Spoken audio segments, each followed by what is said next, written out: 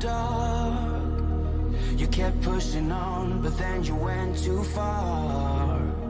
When your ship has sailed and all your dreams are lost, everything is wrong, you feel like it's your fault. Just remember, I will be there for you, baby. Remember, there's nothing out there to get you, don't forget it. When life throws lemons, just call on me. Just call on me. Just call on me.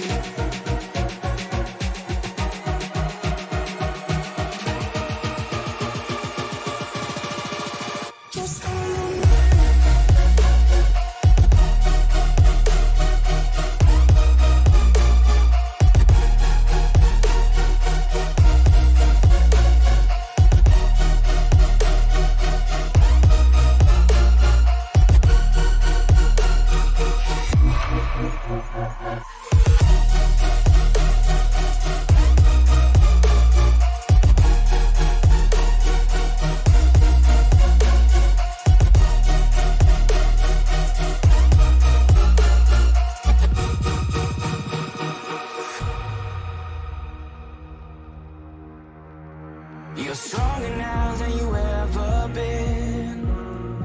You gotta leave now, it's time to catch the wind. You will climb up high and look through the clouds.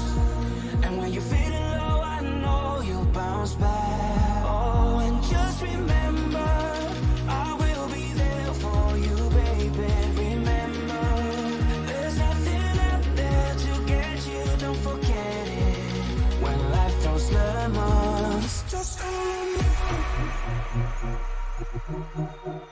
Just call on me. Just call on me.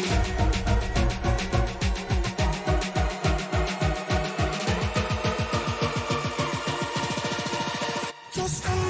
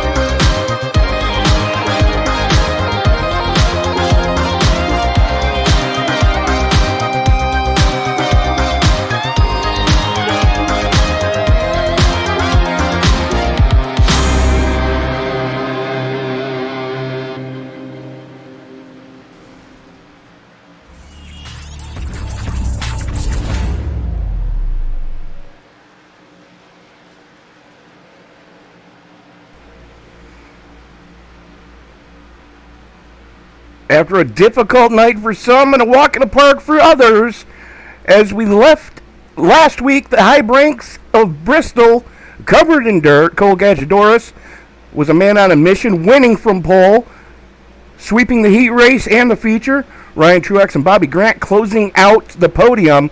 We now come to the southern tip of Florida in the Homestead-Miami Super Speedway for the Vice City 321K. Tony Trapasso and Dave Regal up in the booth with you for this one. And Dave, welcome back to the ThunderClap Stock Car iRacing Series booth. Thanks for having me, Tony. Always glad to be here in the broadcast booth with you, especially for ThunderClap, as this is some of the best racing that I've seen literally on any of the iRacing servers. I mean, these drivers from top to bottom, Thomas Aaron to Cole Gajdorus, these drivers are absolutely bangers out here on the track. They absolutely are. As we still got a couple minutes left here in the hot lap session, let's take a quick peek at the point standings. Regular season for the trucks, done and dusted. Mark McCrary winning that regular season championship with the playoffs still yet to come. Ryan Truex, Cole Gajdorus, Roger Diebold, and Ryan Zunk rounding out your top 5 there. Coming into tonight for the Xfinity cars, which we are in tonight, I've got Roger Diebold and Mark McCrary tied at 160 points, with Scott Famosa just 6 markers back from them. Jake Waltman and Ryan Truex rounding out your top 5. And then we look at the overall standings coming into tonight, being this is the penultimate race going into the the end of the regular season. Roger Diebold leading with 575 markers, and just shy of 30 back is Jake Waltman, but he's only 5 to the good over Mark McCrary, Ryan Truex, and Steven Sharik rounding out your top 5 there. So Dave, and I'll tell you what, go ahead. I'm sorry. And I'll tell you what, as I look at those point standings, I mean, there is no room to breathe, especially in this Xfinity series. I mean, just 12 points separating, or 18 points separating Formosa from McCrary and Diebold.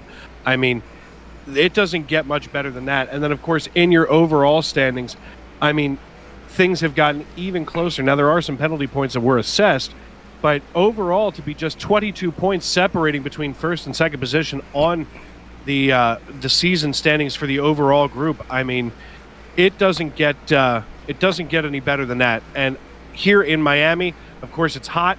It is steamy. Right now on the track, it's 106 degrees for the asphalt temperature, 90 degrees outside with a relative humidity of 61. So it is human soup down there right now. Oh, it absolutely is. Homestead-Miami. I mean, we're just outside of Miami itself. And, one of the interesting things here in Homestead is Hialeah is actually very, very popular here in town. So NASCAR definitely big right now, but when they're not here on track, Hialeah is the way to go. You mean Hialeah? I'm sorry. Hialeah is a neighborhood in Miami. Yeah, I was going to say, dude, that's just... I'm sorry. That's a strip of blocks. I was thinking Hialeah, we went Hialeah, or I was thinking Hialeah, we went Hialeah. So mark that down as mistake number 1. And arguably the most dangerous sport on the planet, as qualifying, getting ready to get underway here, as we are going to bring up the stats and statistics and whatnots. Let's see who's going to be the first one to roll it. Looks like James Sharik going to be the first one to get her going here. There you see James in the Avuto 37.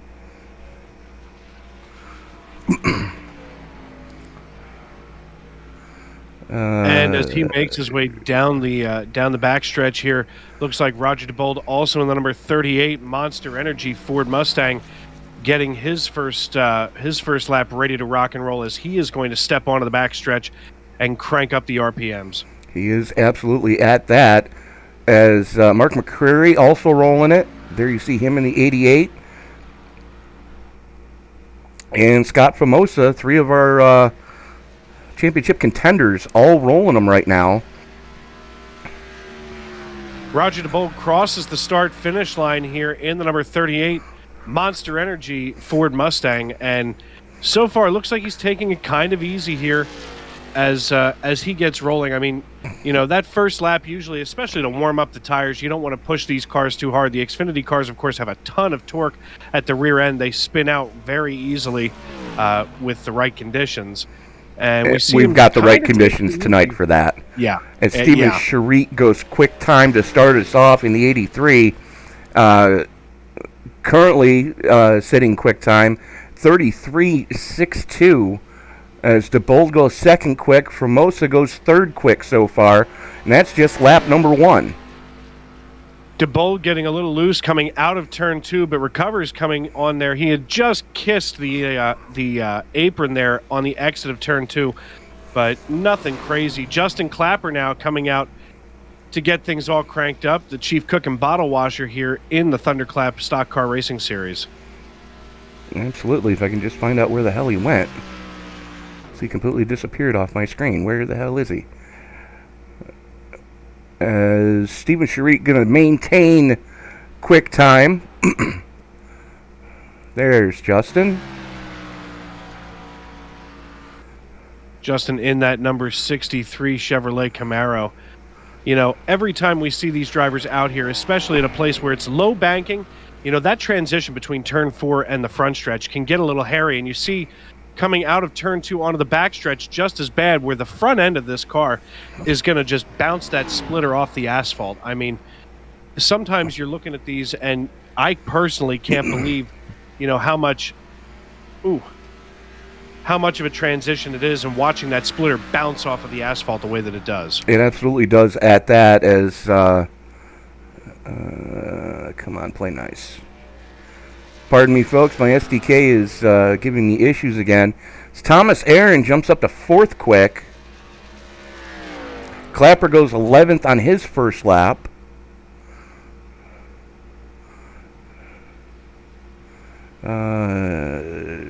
Matt Garrett finishes 6th off of his qualifying effort. Absolutely. Garrett had a decent run last week, and there it is.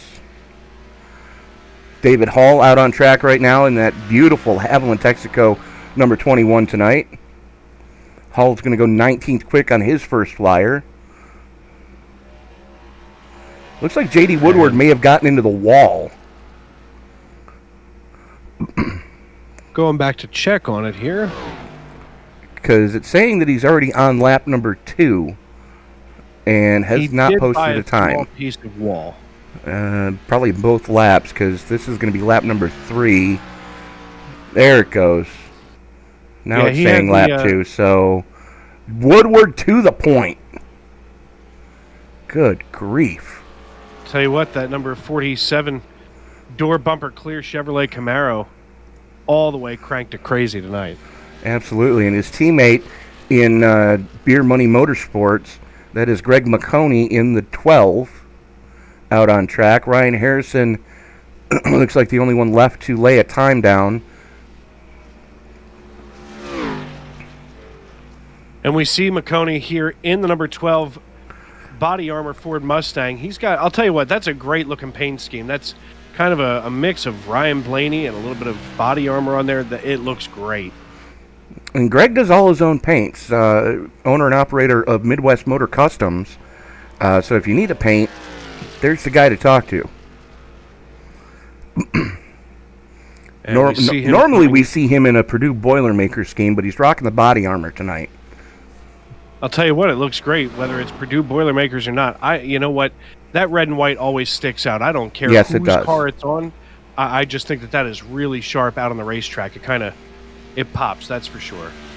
Very much so. And just as he finishes that first lap, he jumps up to 16th. We'll see if he can make it just a little faster this time around. Absolutely is. So far, so good. As almost into the wall off of 2. That's going to cost him some time. Well, turn 2, that exit just seems to be a bit of a danger spot for everybody tonight. You know, I mean, to be completely honest, that transition when it's going from the banking to the flat back stretch there, it seems a little violent for everybody. And Greg Mcconey, no different than anybody else, and he stays there at P16, and spins out after he crosses start-finish. Seth Gajdorus out on track right now in that number 4 Toyota Supra. Rocking the Mountain Dew paint scheme on the back. And the high V on the nose. Gajdorus with a good head of steam coming to the line to take the green. That is a nice, tidy line going into 1. Right down towards the apron. Little bit of tail wag going on corner entry. that might cost him a half a tenth or so. Well, Seth out here in the number 4 Hy-Vee Toyota Supra, sorry. He is one of the last drivers to even take his qualifying effort right now, as Tommy Allen Jr. still has not come out, Jake Waltman or Daniel Silvestri. Looks like Cole Gajdorus went out but never decided to actually qualify, and Seth Gajdorus now scoring P22 off of that first lap. Absolutely, and we're going to try to get timing and scoring working again. Bear with me, folks. The joys of technology. Isn't yes. it wonderful? Absolutely. To be fair, it's not dial-up. We're at least operating off of high-speed internet like, normal human beings.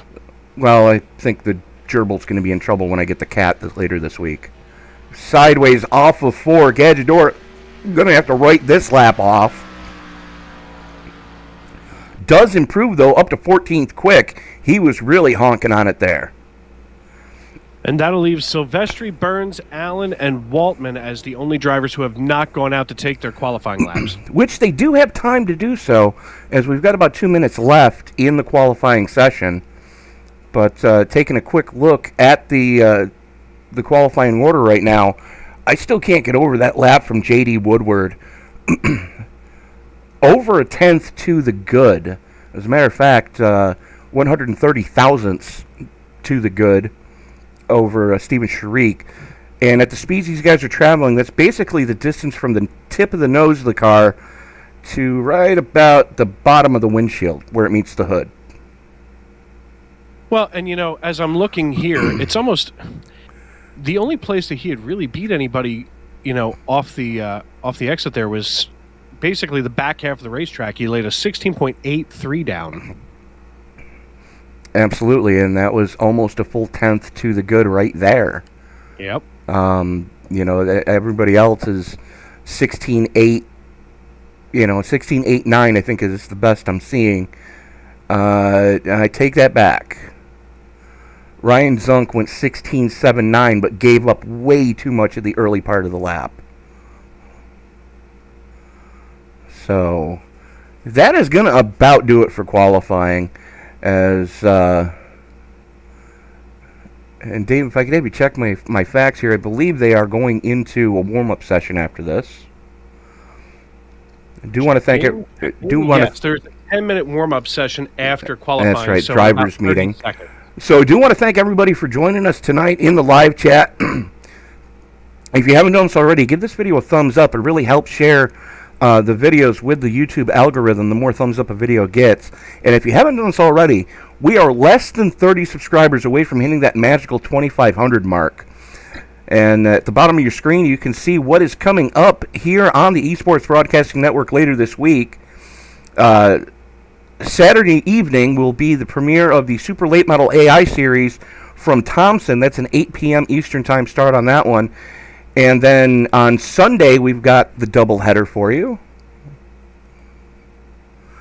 As we've got the ISNF Cup Series from the LA Coliseum at 4:50 p.m. And then Sunday Night NASCAR from New Hampshire. And Dave, I think you're going to be racing in that one, are you not? I should be. I mean, all things being equal, I do plan on being on track on Sunday night for the Davis Brothers Roofing Cup Series. And I'll tell you what, things really starting to heat up in that series. One of the things, and I don't know if we've talked about it enough, but they have now changed penalty systems, so drivers a lot closer than they used to be, and somehow a lot safer at the same time. So if you win on Sunday, are you going to eat the lobster? Look at me. Does it look like I'm going to eat the lobster? I eat Yes. anything that they lay in front of me as long as it's dead. Dead and buttered. And you know how I feel about butter. Absolutely. Have you ever put butter on a Pop-Tart? So let's talk about the butter on a Pop-Tart business. You take the butter, you put it on the Pop-Tart, you throw it into the frying pan, and I mean a cast iron frying pan on low. Of course. Like 30 seconds. It is amazing. And then, anyways, getting back to the schedule, that is the doubleheader on Sunday. Monday, we've got the CleanRacing.net Truck Series as they go to their next round at New Hampshire. And then on Tuesday afternoon, we've got the first round of a triple header as the Night Shift Racing League goes to Charlotte. That's a 10:50 Eastern Time start, a.m. Eastern Time start, 11:50. And then that evening at 10 minutes to 9 Eastern Time, you and I are going to be in the booth for the Rick Mattek Cup Series debut at Daytona. Absolutely. And, I got to be honest with you. If there's anybody I'm going to hang out with on a Tuesday night, it's going to be you, Tony. And I hope that all of you tuning in on YouTube right now will come check that out on Tuesday night. Because if you like hanging out with us tonight, you're going to love hanging out with us on Tuesdays. Very much so. As drivers meeting underway right now. And in case you missed it, Sunday was an amazing race. These guys just wrapped up the Case Cracker 200 from Daytona. And I'll tell you, Dave, if you haven't seen that race yet, you're in for a treat. And I would implore everybody to go back and take a look at that one. But 87 Cup cars at Legacy Daytona, so the old bumpy, rutted up, hard to get grip anyways Daytona, and every driver that was of age was encouraged to consume 6 beers before the end of the race. Most of the guys pre-gamed. Yeah, to be fair, here's the thing. I genuinely do not like drinking before, number one, driving a real car, so be safe out there, folks. Number two, now I have a triple monitor system for my racing rig, and I'll tell you what, I'd get motion sick if I were drinking and driving. I really would. I've tried it. It's not a fun thing.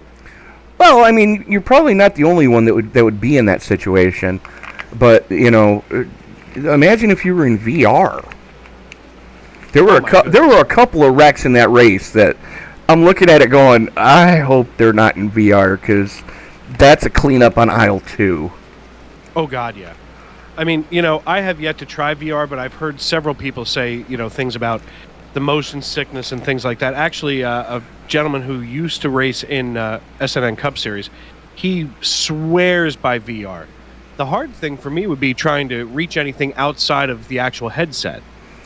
Yeah, exactly. If you're one of those guys that, you like to have a drink under cautions, as far as, grab a cup of water or something like that, you kind of have to go by feel, because with that VR headset on, you can't see anything.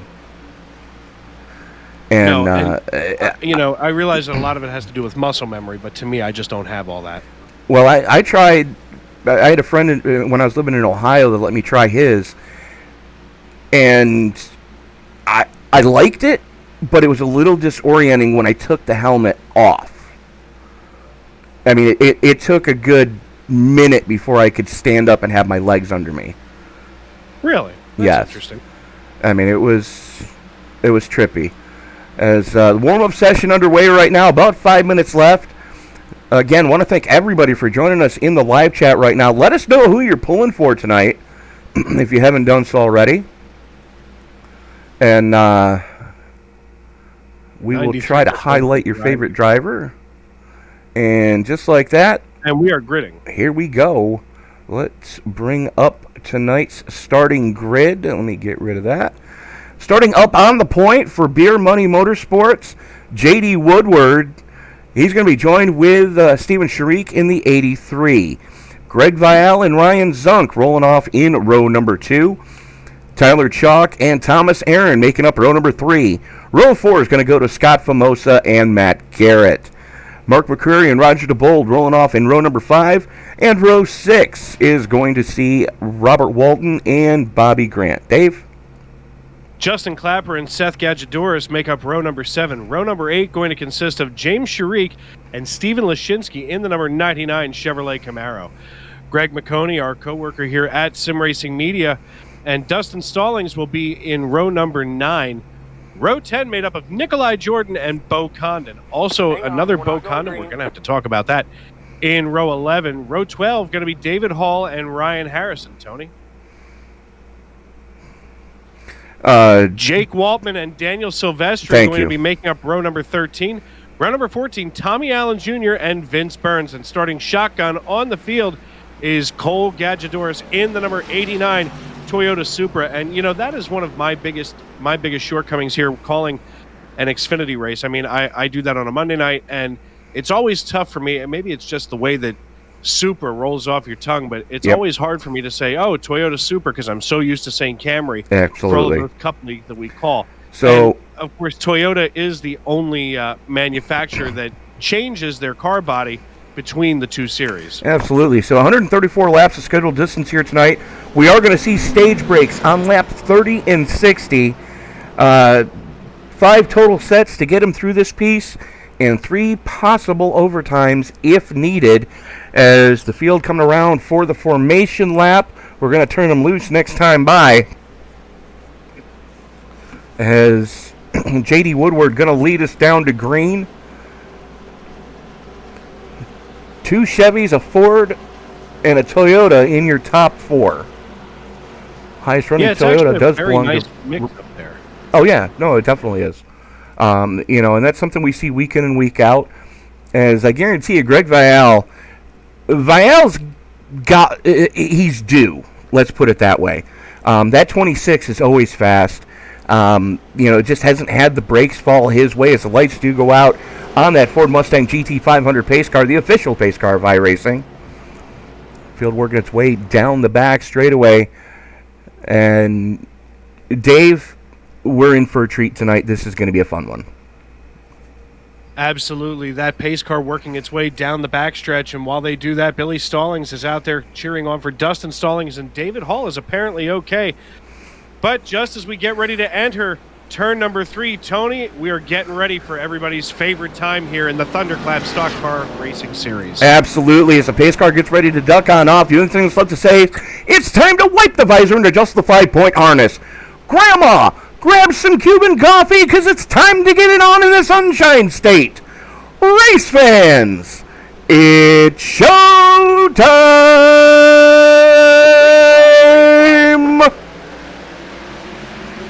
Green flag comes out, and Woodward doesn't get going. That's going to let Sharik get a wicked jump on that outside lane. Absolutely, and while Sharik gets that jump, he has now opened up already a 0.45 second lead over top of J.D. Woodward, who is just barely holding off Ryan Zunk at a quarter second. However, meanwhile, Greg Vial side by side now alongside Thomas Aaron right now. Seems like Vial trying to drop back here, maybe, and perhaps go into tire-saving mode. But right now we are side by side just about as we come through.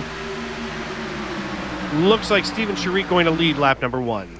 As Woodward throws it to the inside, going into one, door to door. Sharik giving plenty of room to Woodward. Woodward bombs it in there. Does have the clear. Going to pinch up. Sharik a little bit of tail wag coming off the corner. That's going to let him slot into second. Here comes Ryan Zunk in the IK9 Toyota, trying to make some headway as he now works the inside of Sharik coming off of 4. And right now, watching Tyler Chalk in the number 31 Tax Slayer. I'll tell you what, that Chevrolet Camaro right now kind of seems like he's got a little bit of a parachute on us. He is down 2 positions, running right now in 7th, and about to be passed by your points leader, Roger Diebold, in the number 38 Ford Mustang.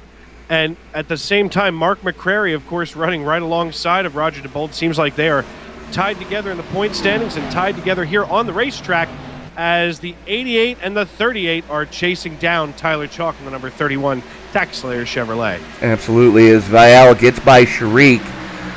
And here comes Aaron to work on the 83 as well, as they continue to slide back. And we've got a battle for the lead. Hot and heavy with Zunk going to the inside of Woodward. Coming down the back straightaway, he's going to slap back into line.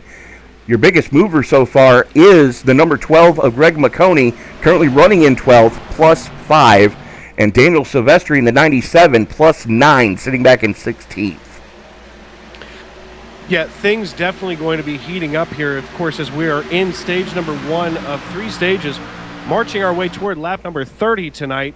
Stage 1 ending after lap number 30, then stage 2 going to be at lap 60, and of course then we're going to a total of 134 laps. triple overtime opportunity tonight, Tony. And I'll tell you what, these drivers, so far after just 5 laps, looking great. Very much so, and you can see the different lines that are working for these guys right now as they work their way off of turn number 4 and down the front chute one more time. Thomas Aaron on a good charge right now as he's got Vial to his inside, and Sharik just continues to backslide. Roger Diebold already up into the top 5, +5 for your points leader. And as we're watching Diebold here, basically they have gone all single file, just back to ahead there at Scott Formosa in the number 80. And I'll tell you what, that's about when things start to get a little hairy, as they're just about 3 wide and everybody slides back into position. Taking a look here at the number 63 of Chief Cook and Bottle Washer, Justin Clapper, who's up 5 positions from where he had begun working the inside of Scott Formosa in the number 80 Chevrolet, and they are both being chased down by Mark McCrary. These drivers, although that it's early on tonight, we have got some great battles here as Greg Mcconey looking to pick up another spot and crawl into the top 10 as he gets around Tyler Chalk. And we've got a new leader as Ryan Zunk bombed it going into 3 to pick off J.D. Woodward. Woodward going to slot back in and use the draft going down the front chute as Thomas Aaron and Greg Vial are running stem to stern as well. Throw a blanket over your top 4 right now. No, and just like we see in so many of these ThunderClap races, those top 4 are going to be up here hot and heavy all night, but at the same time, extremely organized as, very skilled drivers here on the iRacing.com servers. We see so many of these races week in and week out, between the two of us, every race that we call. And to me, this is the absolute premier cream of the crop league here on iRacing.com, as these drivers, a lot of them are hands-on with real stock cars every day of the week. Yeah, 90% of this league actually works in the industry, be it in the fabrication shops, the engine shops, the paint booths. A lot of them go over the wall on the weekends, which is why they're racing on a Wednesday night. This is their Wednesday night, air quote, bowling league, like you would have in your local office. And you were playing corporate softball tonight. Same idea. Instead of playing softball or bowling, these guys race in the simulator.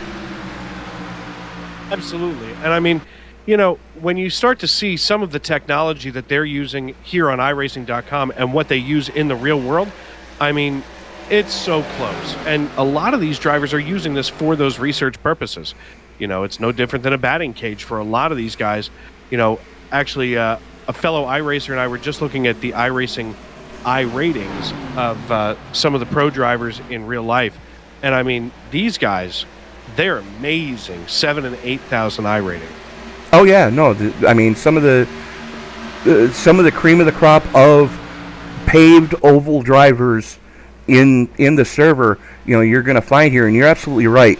A lot of these guys that go over the wall can use iRacing as another tool in their toolbox of getting feedback from the rear-wheel driver. The car's doing this here. The car's doing this here. Okay, I ran into that when I was at this track with this car. What if we tried doing this change? And, it really can help dial in a car so much quicker, as we are 3 wide. That's Sharik, Mcconey, and McCreary going after each other. Absolutely, and they've now formed what looks to be more like a Y, as wisely the 31 car is backed out of that mess. And, sometimes, especially when that spotter comes on and says, 3 wide, you're the meat, you're the one that should be getting off the throttle and get out of harm's way. Yeah, that's the most terrifying thing you can hear your spotters say in the iRacing server. Because you're at that point, that's your only real course of action, is to jump on the binders and get out of it. As Tyler Chalk making some headway right now as he works the inside of Mark McCrary. That is your battle for the last spot in the top 10 as we are fast approaching the halfway mark in stage number 1. Correct, you are 13 laps in here of 30 in stage 1, and we see the 83 car pushing Greg Mcconey along down the backstretch. Homestead, one of those racetracks that some drivers absolutely love it and other drivers not so much. It's definitely a bumpy track. It's got some incredible transitions between, the low banking and the flat spots there on the front and back stretches.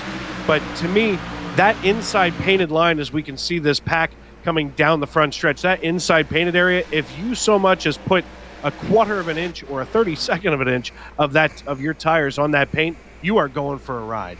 You absolutely are, as we've got another new leader. Thomas Aaron in the Shiner Bach, number 93, shows the way as they haul it into the 3-4 complex. Ryan Zunk, Greg Vial, J.D. Woodward, and Roger DeBold rounding out your top 5. As here comes Vial to the inside of Zunk, down the front chute. Vial going to slot back in, going into turn number 1. Zunk battles back on the top side, and we're going to see something like this all night. Absolutely, and that Shiner Bach beer right out of Texas. I'll tell you what, delicious brew if I've ever had one. And, here's the thing. A Bach beer is kind of like a dark lager, but it's a year-round lager. Right. And it's made with a roasted barley malt and German hops. And oddly enough, here's tonight's random trivia question, because, of course, we brewed it in Pottsville, Pennsylvania. Where was Bach beer first brewed?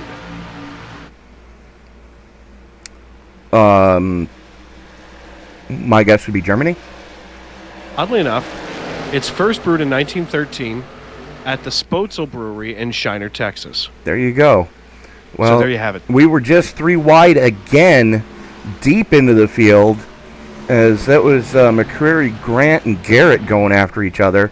As right now we're watching Jake Waltman in the 06. Waltman did not get the qualifying time he was looking for in that Virginia's for Lovers 06, and he is currently plus 17 now as he works the inside of Steven Sharik. Daniel Silvestri right behind him, plus 14. So who says you can't pass at Homestead?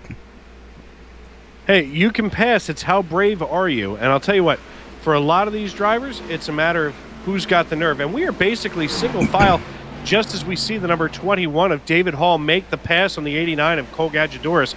And he works the inside and holding the inside line here at Homestead-Miami, especially with 17 laps on these tires. Gonna start to be getting kind of hard, because a lot of setups here at Homestead-Miami start to get tight, especially later on in a run. And with about 18 laps now, this is going to be the time when things get a little hairy. And just ahead of that, we see Daniel Silvestri in the middle of a three-way battle now. Whoa! Silvestri just barely slides alongside of Jake Waltman in the 06 Ford. And that was almost Ford-on-Ford crime, as Silvestri just bombed it going in there. And Sharik continues his backslide, as Mcconey is another one that continues to climb up through the field, as does Roger DeBold in his Ford. So the Fords are making some headway. The Toyotas, not so much. And as we look down the manufacturers here on the track, a lot of times, no matter what league you're watching, no matter where you're watching, it seems like some of them are very, Ford heavy or Chevy heavy. In fact, the Western States Racing League on a Tuesday night at 10:15 Eastern on ESPN. Very Chevy heavy.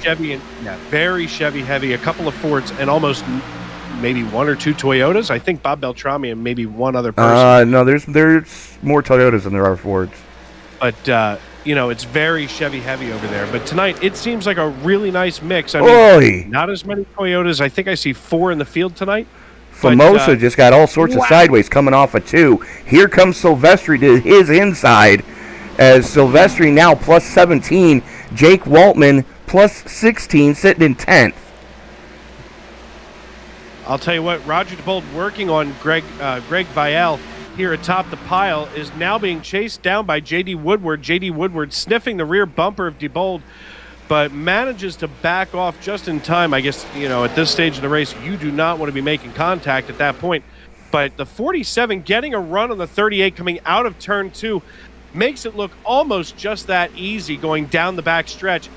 But at the same time, looks like the 38 still able to hold his ground pretty strongly as the 47 secures that line. And 26 almost got into the wall coming through 3, but 2nd through 5th, throw a blanket over him right now as they are running stem to stern. It's Greg Vial, J.D. Woodward, Tyler Chalk, and Roger DeBold, as now Chalk goes to the inside of your points leader. Coming off of turn number 2, it's going to be a drag race down the back straightaway, and all of that battling Here comes Woodward on the inside of Vial. And Woodward secures second position away from Vial, and he has quite a bit of real estate between himself and Thomas Aaron, as Thomas Aaron 2.1 seconds ahead of J.D. Woodward now. Of course, all of that gap begins to form when these guys are battling behind Thomas Aaron. Thomas figures, hey, listen, you go ahead, you fight that out, because I'm going to go set sail here and put some distance between myself and that mess behind me. And J.D. Woodward now still doing battle with Greg Vial, as they are not going to be giving up easy with about 8 laps left in this first stage. Very much so, as we've got some still battling hot and heavy going on through most of the field right now. But that battle for third still just an absolute slugfest, as Chalk Vial and Diebold going after each other like two kids in the backseat of a station wagon on a summer vacation. Don't make me turn this car around. No, Dad, you want to go to Dollywood just like the rest of us. Absolutely. And listen, the seatbelt is not secure right now in that station wagon with that bench seat looking out the back window. These guys are standing on the bench seat right now. And I'll tell you what, mooning the car behind them. You bet they are. And before the end of stage 1, the torches and pitchforks are coming out, I assure you. Absolutely. As we're watching the battle between Robert Walton in the 66 and the 80 of Scott Famosa, Walton just picks off Famosa, and Steven Sharik has dropped 11 from where he started. Vince Burns up 9 positions now, further back in the field, but in 18th, as he secures away 18th position from Cole Gajdorus, who has been battling some kind of problem with his car, and now the 55 making his way up. Tyler Chalk, however, making a pass around J.D. Woodward up in front of this pile, as the number 47 door bumper clear Chevrolet is falling right behind and in line with Tyler Chalk and his Chevrolet. 4 Chevys atop the pile, followed by 4 Fords, and then a Toyota and a Chevy to round out your top 10. Absolutely, as they have reeled Thomas Aaron back in, if even ever so slightly, as Chalk now leads that freight train behind him, and that battle for 10th is an absolute brawl right now, as there's Ryan Zunk in 9th. Here comes Robert Walton in the 66, as he throws it to the inside, and Bobby Grant's Ford is right there in striking distance as well. And Bobby Grant, as soon as he sees what's going on in front of him there in that number 14, decides, I'm going to fall right in line here, and we're going to stay single file, especially with just such a short amount of time here. There's no sense in losing a whole lot of positions or, wrecking that car up this early in the race. Uh-oh. Uh-oh is right. We're still under green. Well, this is what happened to bring out the caution. As there you see Famosa goes to the inside of the 5, and the 5 just comes down and turns him. Bang! McCreary getting a piece of it, the 21 catching a huge piece of it. Everybody else able to take evasive action. Good grief. That was ugly with a capital UG. Absolutely, and we can see the 80 just slides right up in front of the 5. And, of course, Dustin Stallings able to keep it moving, but meanwhile, it just turns into a complete grinder behind him. And here's what happened with the 21, is it's happening in front of him, and he gets spun and gets into the 37. Good grief. So, in James Sharik and then Steven Sharik, Cole Gajdorus catching a piece of it. So, a lot of guys catching damage on that one. David Hall catching it. Looks like Justin Clapper caught a piece of it. Nikolai Jardin caught a piece of it. Bo Condon looks like he may have caught a piece of it as well. So, absolute carnage to bring out caution number 1. And I believe that should be the stage. From what I gather, that is the end of stage number 1, according to race control. And J.D. Woodward brings the entire field down pit road, as there is not one single car out there behind the iRacing.com pace car. J.D. Woodward gets 4 tires and a tank of Go Fast and takes off. But I don't know if he built J.D. Woodward in second position now behind Thomas Aaron, who won stage number 1, of course. He did at that. So they come off of pit road. Aaron Woodward, Tyler Chalk, Greg Vial, and Roger Diebold in the number 38 Ford Mustang, rounding out the top 5. Your top 10 finished out with Jake Waltman, Greg Mcconey in the number 12 Body Armor Ford, Daniel Silvestri, Robert Walton, and Ryan Zunk rounding out the top 10.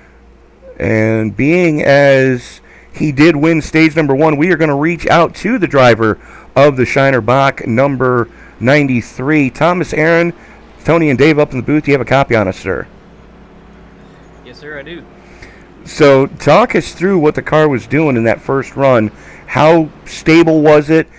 Could you push it any harder than you already were? I was taking it pretty easy at the beginning of that run. The tires are everything here. So, yeah, it's just going to be all about tire management. And the thing is, the car starts pushing as the run goes on, but you can still get it sideways. So you're definitely on the edge of your toes the whole time. All right. Best of luck to you, sir, here in stage number 2. We're going to let you get back to it. Appreciate it. Well, you heard it. It's still possible to get him sideways as the man from Grand Prairie, Texas, is going to lead us back to green. Dave, lights are out on the pace car. Absolutely. And that iRacing.com pace car bringing the field into turn 3. We are side by side with Thomas Aaron and J.D. Woodward atop the pile. Thomas Aaron that we had just spoken to on the inside here of row number 1. And with those lights out on the iRacing.com pace car, we should see him dive down pit road in 3, 2, 1. And just as they enter the Geico Restart zone, we are back underway here. Green flag racing at Miami Homestead. And Thomas Aaron takes off with next to no problem. Great restart for him as J.D. Woodward, Tyler Chalk, and Greg Vial fall into line just behind him. And we are now 3 wide with the 06, the 26, and the 97 driven by Daniel Silvestri are out here with the hammers and tongs early here in stage number 1. My God, Tony. Waltman trying to make some headway early as he started deep in the field last time. Still 3 wide as Silvestri working the top lane with the 31 of Tyler Chalk. And unfortunately for Waltman, not going to make it happen there as Chalk now works the inside of Vial. Silvestri and Waltman still going after each other, and we're almost 3 wide again. Well, and Silvestri at this stage in the game, Greg Vial at this stage of the game secures 3rd position away from Tyler Chalk, and Tyler Chalk basically at this point just trying to hold his own here. And we see the 31 and the 06. It's almost like they just organized that and decided to split apart here. At this point, while everybody's still kind of grouped together, you're doing a little bit of drafting at this intermediate racetrack, even here in these Xfinity cars, which are not usually draft friendly at an intermediate track. But you see these guys basically going at it hot and heavy here in the early goings of stage number 2 on lap number 33. Absolutely. 3 Chevys lead 4 Fords, and then Ryan Zunk's lone Toyota is the only one in the top 10 as he's got to feel outgunned right now, being as he is the only Japanese brand in the top 10. Everything else domestic in front of him. Everybody minding their P's and Q's right now as Waltman looking to get some pressure on Vial, as Vial now applies the pressure to Woodward coming down the back straightaway. Chevy on Chevy action at the front of this piece as Vial with a good head of steam bombs it in. Woodward lets him go, but that opens the door for Waltman to work the inside of Woodward. Absolutely, and Greg Vial now working the inside of Thomas Aaron as we come out of turn 4, and it looks like he is going to keep it tighter than tight going down the front stretch as we cross the start-finish line on lap number 35 here at Homestead-Miami. Now Vial going to be getting a push from J.D. Woodward. 3 Chevys atop this piece as now Vial starts to draft up to that left rear quarter panel of the 93 driven by Thomas Aaron and that Shiner Bach Chevrolet. Side by side going into turn number 1. Aaron gives Vial plenty of room as Waltman almost gets into Woodward going into 3. And don't look now, but here comes Greg Mcconey working the inside of Daniel Silvestri for 5th. Greg Vial securing the lead away from Thomas Aaron, who had won that last stage to end stage number 1. So now Greg Vielle, your new race leader, atop the pile with Thomas Aaron and J.D. Woodward in line behind him, and followed by Jake Waltman and Greg Mcconey running in 5th. Absolutely. Is we've got about a 8-car breakaway right now, as Ryan Zunk is the caboose in that freight train, and then you've got about a quarter of a second back to the 31 of Chalk, as Chalk is under heavy pressure from Robert Walton right now. And just about everybody single file, at least as far as this broadcaster can see, all the way back through what looks to be about 14th position. They're all single file back to the 5 of Dustin Stallings and the 37 of James Sharik. They are side by side behind him. Steven Sharik now securing away 16th position. Steven Sharik, of course, losing 14 spots from where he had qualified at, running right now in 16th place. Apparently, that car is not liking the dirty air that's around him. As definitely not having it his own way right now. As he's one of the biggest movers and in the wrong direction. Cole Gajdorus just jumped to the pits. He had come down to get service of some persuasion and got loose as he transitioned onto the apron and just put it completely sideways. Looks like he has some kind of mechanical issue with his car. It's a good possibility. As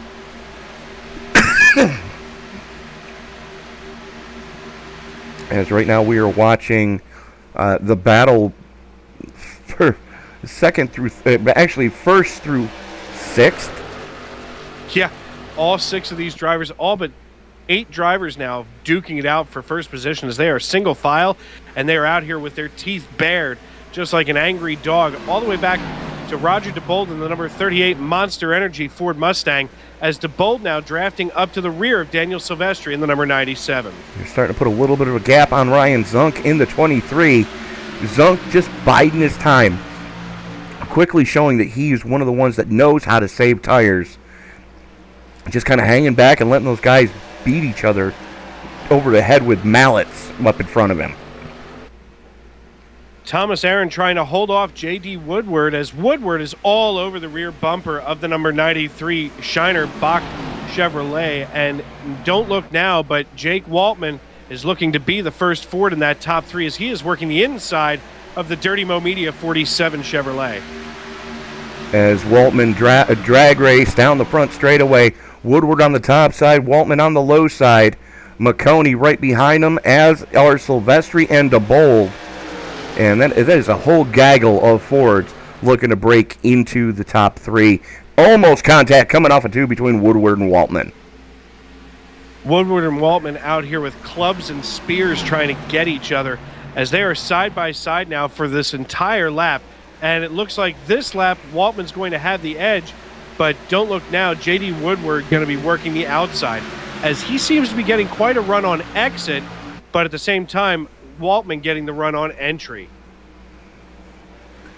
Absolutely. They are still side by side going into turn number 1. Waltman still working that low side, Woodward hanging on the top side, and they're starting to stack them up behind them. They're going to have to be careful because you know as well as I do, Greg Mcconey is not one to just sit and wait. No, Greg Mcconey is definitely, I'm not saying an impatient driver, but he definitely does not have patience to sit behind a battle when he knows that he's got the ability to get around them. Even though that is his teammate right in front of him. Listen, at this point in the race, he's not trying to save tires too much as we're on lap 42, working our way to lap number 60. So not a whole lot of time left in this particular segment of the race. Oy. But, wow. Silvestri got into his back bumper. Well, that would explain why we've got a little bit of a backup from Mcconey. But Mcconey now regroups and is now charging after J.D. Woodward. Well, those 2 teammates for Beer Money Motorsports running stem to stern in 4th and 5th right now. And I know for a fact that the only team rules that those 2 have is try not to kill each other. And if you end up hitting each other, make darn sure it's a SportsCenter highlight for the next week. Look, anything to get out there on SportsCenter is exciting for any of us, to be completely honest. And don't look now, but Greg Mcconey with a run on the 47. Mcconey getting side by side with the 47 driven by J.D. Woodward as now Woodward once again getting the run on the exit of turn 4, but Mcconey having just a little bit more of an edge as they go into turn 1. We see Mcconey now getting a little arrow push from the 97 of Daniel Silvestri, and that just might be enough to get him to secure that spot away from J.D. Woodward. As Woodward gets into the wall just a hair, and, at this point, looks like the 97 is going to be able to secure away 5th position and bring Roger Diebold along with him. J.D. Woodward losing 3 spots in that one turn. Brushed the wall, and Silvestri and Diebold both got by him. As still a little bit of breathing room back to Ryan Zunk and Robert Walton as they are behind these guys. But here comes Walton right now in the 66 trying to make some headway as the 14 of Grant and 23 of Zunk both right there as well. And Roger battle Walton for the lead. Here. And Greg Vielle now being challenged by Thomas Aaron, as Aaron looks like he wants to get back up there to the lead. Of course, he has just as much experience as Greg Vielle, as now Aaron working the inside, securing the spot with relative ease, and brings along Jake Waltman. Whoa, that is close. That's a near code brown if I ever saw one, Tony. Another coat of paint, those guys would have been in trouble. I'll tell you what, any closer, and we would have had all kinds of a mess. And now Greg Vielle looking to the inside, getting a run on Thomas Aaron yet again. Slides up into Aaron, gets tight, and that rear end just wiggling a little bit. And we're going to maybe have a 3-way battle here for the lead as Jake Waltman still sits behind and gives Thomas Aaron a shove going into turn 1. There's no maybe about it as Waltman works the inside of Aaron now, drops back. That's going to Vielle going to open up the door. Weesh. A little bit of tail wiggle for Vielle. He's going to lose 2 before the corner's over, and he might lose more as here come Diebold and Mcconey. But right now, Aaron, Waltman, Silvestri, Vielle, Mcconey, your top 5. Diebold sits in 6th, and then you're 3/4 of a second back to the 66 of Robert Walton. And Robert Walton about to be challenged by Tyler Chalk, and Chalk able to just trot on by J.D. Woodward, as it seems like he may have some kind of a parachute or something attached to that car. As now Tyler Chalk secures the spot away from him and puts Robert Walton in his crosshairs as we move further and further back down the racetrack. It looks like we've got 2 packs of 3 here atop the pile, with Thomas Aaron, Jake Waltman, and Daniel Silvestri in the top 3. And now Greg Mcconey making the pass on Greg Vielle, and Greg Vielle ceding that position away to Mcconey, as Mcconey now leading this second pack of 3 through turn 4. As the sun continues to set here in Homestead-Miami, ambient air temperature has already dropped a couple of degrees. Track temperature has already dropped 20 from when we started tonight. And I'll tell you what, that track temperature, it's going to grip this racetrack up tonight, and we're going to see some even better racing as we get ready to head in for stage number 3, as we are now in lap 51, so 10 laps to go here in stage number 2, and Daniel Silvestri and Jake Waltman still duking it out behind Thomas Aaron.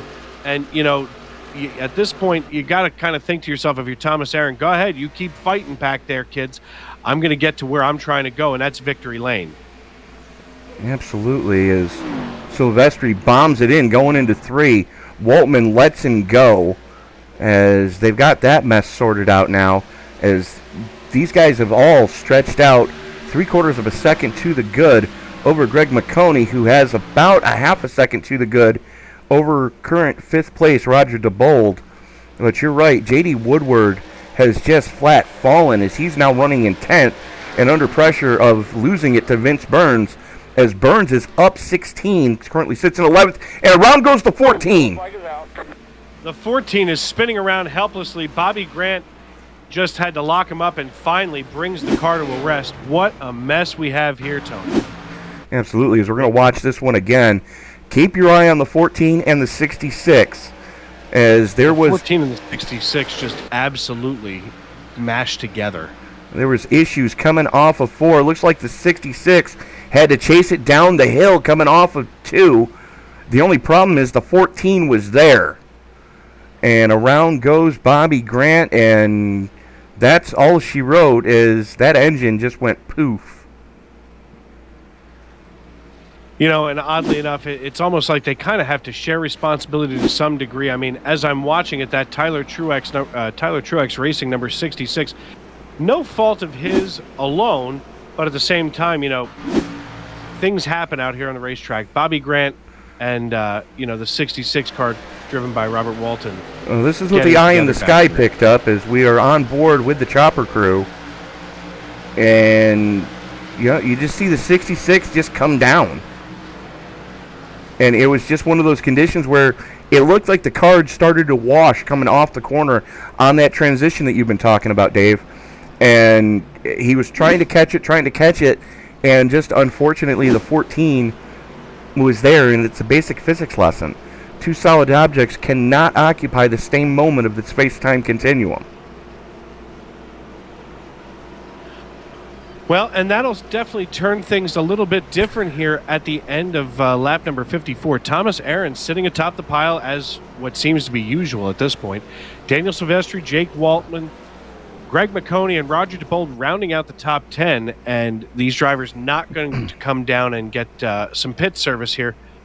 And just something that I'm noticing here, I'm guessing that Thomas Aaron, baseball fan, Shiner Bach fan, of course, brewed down there in Texas, also a Texas Rangers fan here atop the pile. Yeah, we won't hold that against him. No, not at all. As you can see the Rangers, you see the Rangers logo right there on the in front of the rear wheel well. It's like a beauty mark, you know? That's one way to put it. Most places call him a mole. I mean, that's fair, but for baseball... Hey, at least he's not an Astros fan. That's true. Banging on a trash can. I've been banging on a trash can all damn day long. I mean, here's the thing. Folks, if you are of a certain age, and I'm going to say, let's be honest. If you're a millennial like myself, Banging on a Trash Can was a banger of a single released by Douglas Yancey Funny in the TV show Doug back in the 90s. Nothing? Don't be old. Don't be old, Tony.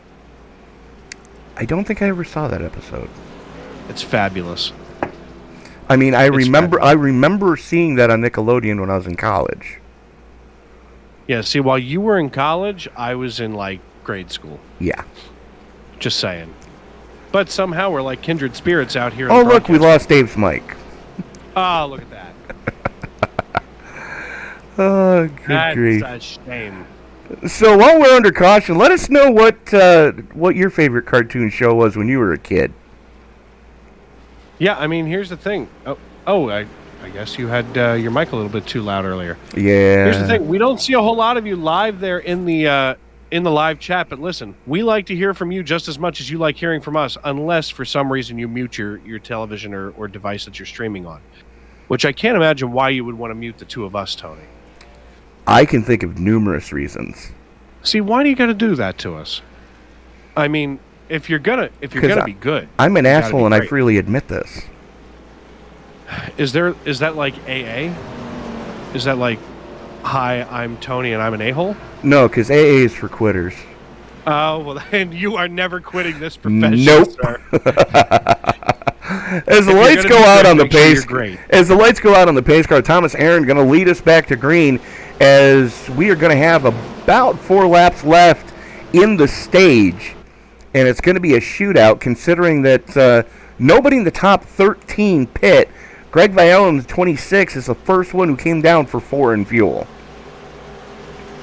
Ryan Harrison in 13th right now, driving the number 13 Toyota Supra. Going to be the car that we're going to start keeping an eye on, as we should see Vielle, Stallings, and Nikolai Jardin kind of charge past Jardin. Kind of charge past him, and we see the 5 of Dustin Stallings sniffing around that rear bumper of the 13. Yeah, unfortunately, Ryan Harrison going to be the first sacrificial lamb. But it's going to be interesting to see if anybody that did take tires is going to be able to get into the top 10. But they are going to be in the catbird seat when we do get the stage break, as they're not going to have to come down for 4 in fuel.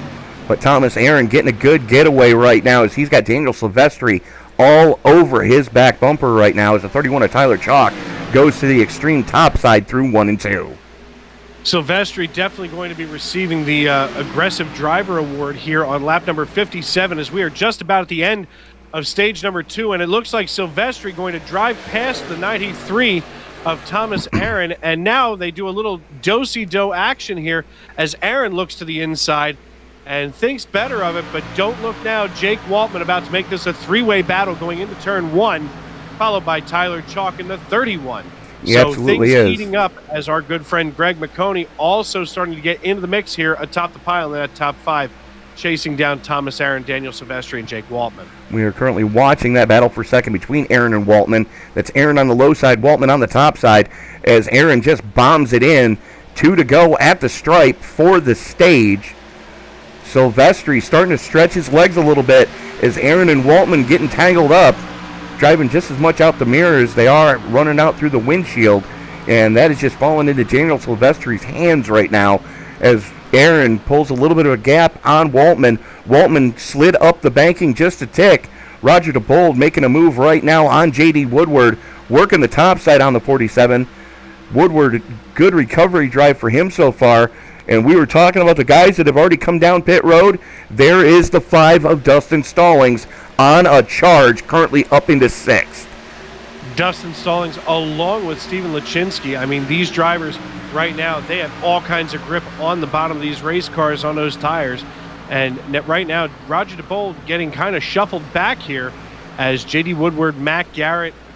We have a 3-way battle now from 10th through basically 8th, almost 7th, as the 3 car driven by Matt Garrett looking to try to improve by 1 more position before the end of stage number 2.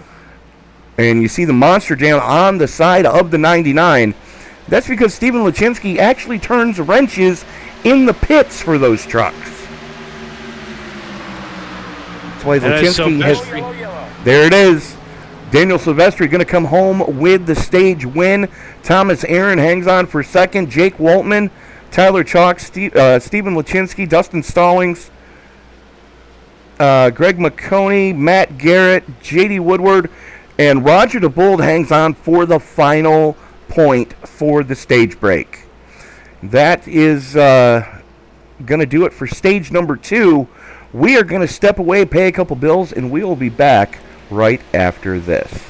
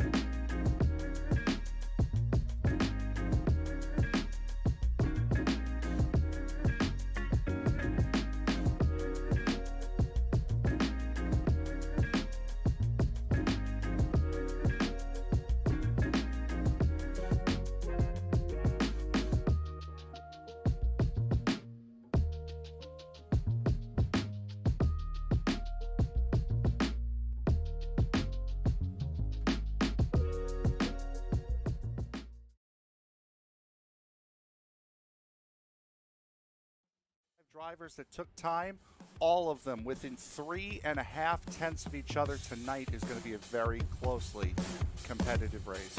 As the field works its way out of the 3-4 complex, the only thing that's left to say is wipe the visor, adjust the 5-point safety harness, because race fans, it's showtime!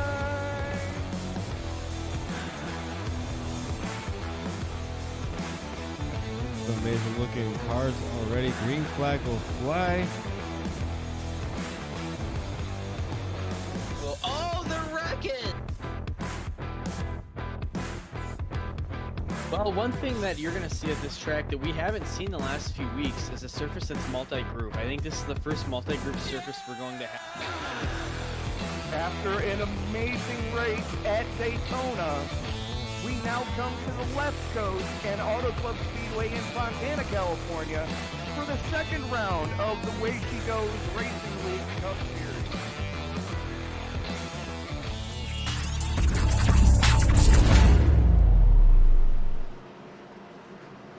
Welcome back to Homestead-Miami Speedway in beautiful sunny South Florida. Dave Regal and Tony Trapasso in the broadcast booth with you. Welcome in to the ESBN studios. Right now, getting ready to go back green flag racing here for stage number 3 in the ThunderClap Stock Car Racing Series. The iRacing.com pace car getting ready to dive down pit road. Your race leader, Dustin Stallings, electing to take the outside line as he enters the Geico Restart zone, hits the loud pedal and rubs the wall, crosses the start-finish line. We are back underway green flag racing in South Florida. Tony, listen, so far this evening here on ESPN, we have seen some amazing racing as Dustin Stallings, Bo Condon, and Greg Vial have now gotten themselves up here to the top of the pile, and we have Not just for about long. as it looks like there is a hungry pack of wolves chasing them down. Led by that 97 of Daniel Silvestri. Now Stallings, Condon, and Vial all elected to stay out as Waltman now works the inside of Vial coming off of 4. Silvestri all over Condon as well, as only a couple laps difference in the tires, but definitely a vast difference in the aggression in Silvestri and Waltman right now, as they are both wanting to drive the daylights out of those cars. Yellow, yellow, yellow. And we're under caution. Seth Gajdorus and Ryan Zunk, it looks like. Let's go back and take a look at what happened with them. There's Gajdorus in the 4.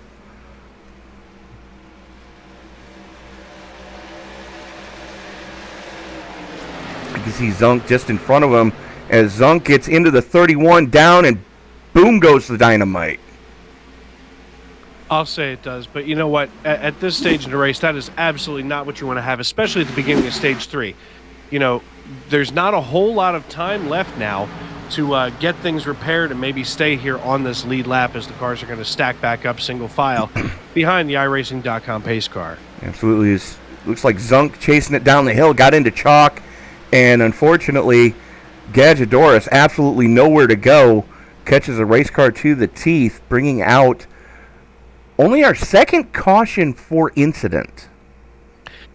You know, that's something that we see more and more as leagues here on the iRacing.com servers have gotten a lot more strict with, you know, penalties and the way that incidents are going to affect the drivers. I mean, Tony, you and I have seen so many different leagues this season make adjustments to their rules. These guys, for lack of a better term, have their act together. They've had their act together since race 1. And I believe, if I'm not mistaken, we had one caution at their season opener at Daytona for incident. And that's impressive for a super speedway like Daytona. Absolutely. I mean, these guys know how to race. We barely saw cautions last week on the dirt. Don't get me wrong, guys were beating and banging on each other, but we didn't see a lot of cautions on the dirt at Bristol. And mile and a half are these guys' bread and butter. They know how to get it done on a 1.5. Oh, without a doubt. I mean, and here's the thing: at a 1.5 like this here in South Florida, I mean, there's just enough width at Homestead-Miami where you can really get comfortable. And these guys, listen, they are skilled enough that they can be side by side and sometimes even 3 wide without even touching. A lot of places, a lot of drivers that we see, especially over there in the old dangerous iRacing public servers, that can get hairy. But these guys have really honed their craft well. Very much so, and I think it stems back to the fact that the vast majority of this field actually turn wrenches day to day on cars like this in NASCAR's top 3 divisions. So they're of the mindset of, if I bend this, I'm going to have to fix it. I don't want to fix it, so I'm not going to bend it. Oh, absolutely.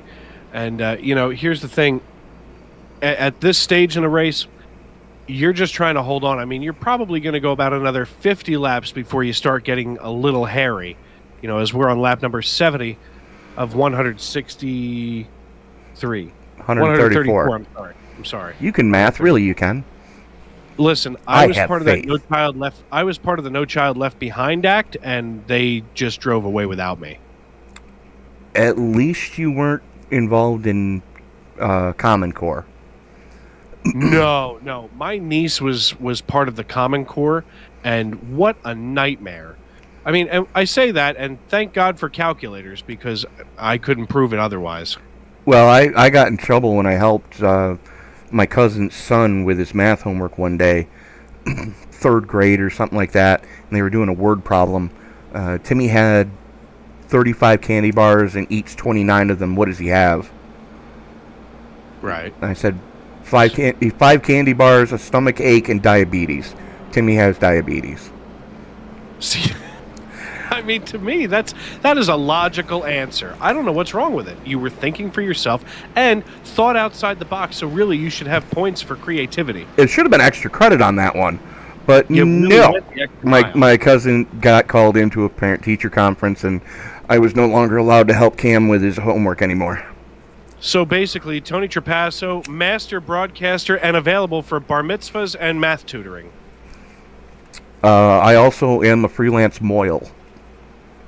I'll bet you are. You should never buy Gribinus from a moil. It is so chewy. Part-time beef jerky salesman as well. Oh, I do love a good beef jerky, but No, you you don't. Either. Don't buy beef jerky from a moil. No. Anyways, let's get our minds out of the gutter on this one. As the field working its way through the 3-4 complex, Stallings electing to take the top line again.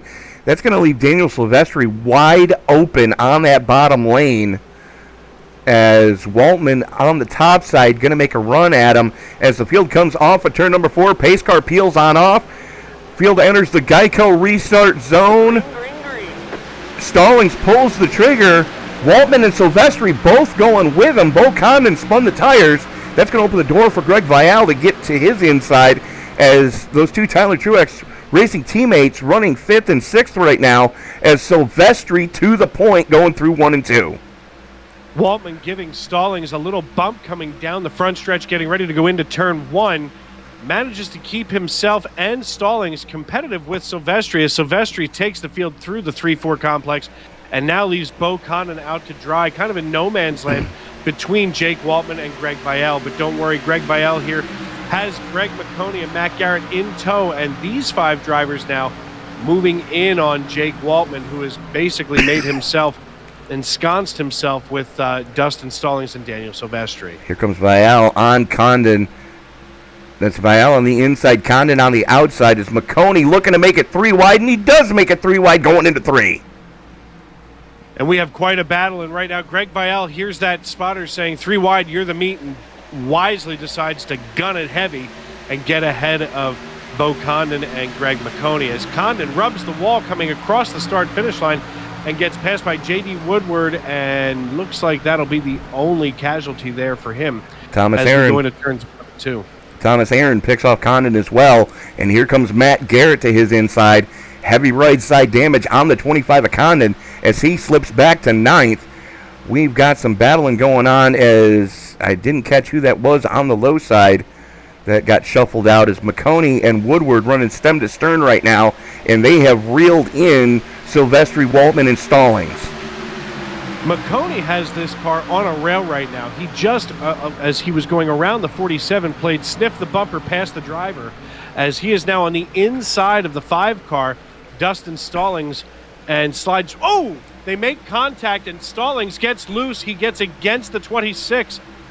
And it looks like Mcconey may not have been completely clear and manages to keep it together, as he is now going to work the high side of J.D. Woodward in that door bumper clear Chevrolet, as they are side by side going across the start-finish line. Mcconey cooking the rears, coming through 3 and 4.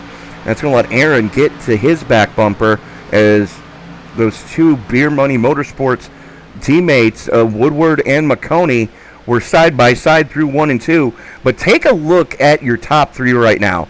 Daniel Silvestri, Jake Waltman, and Greg Mcconey.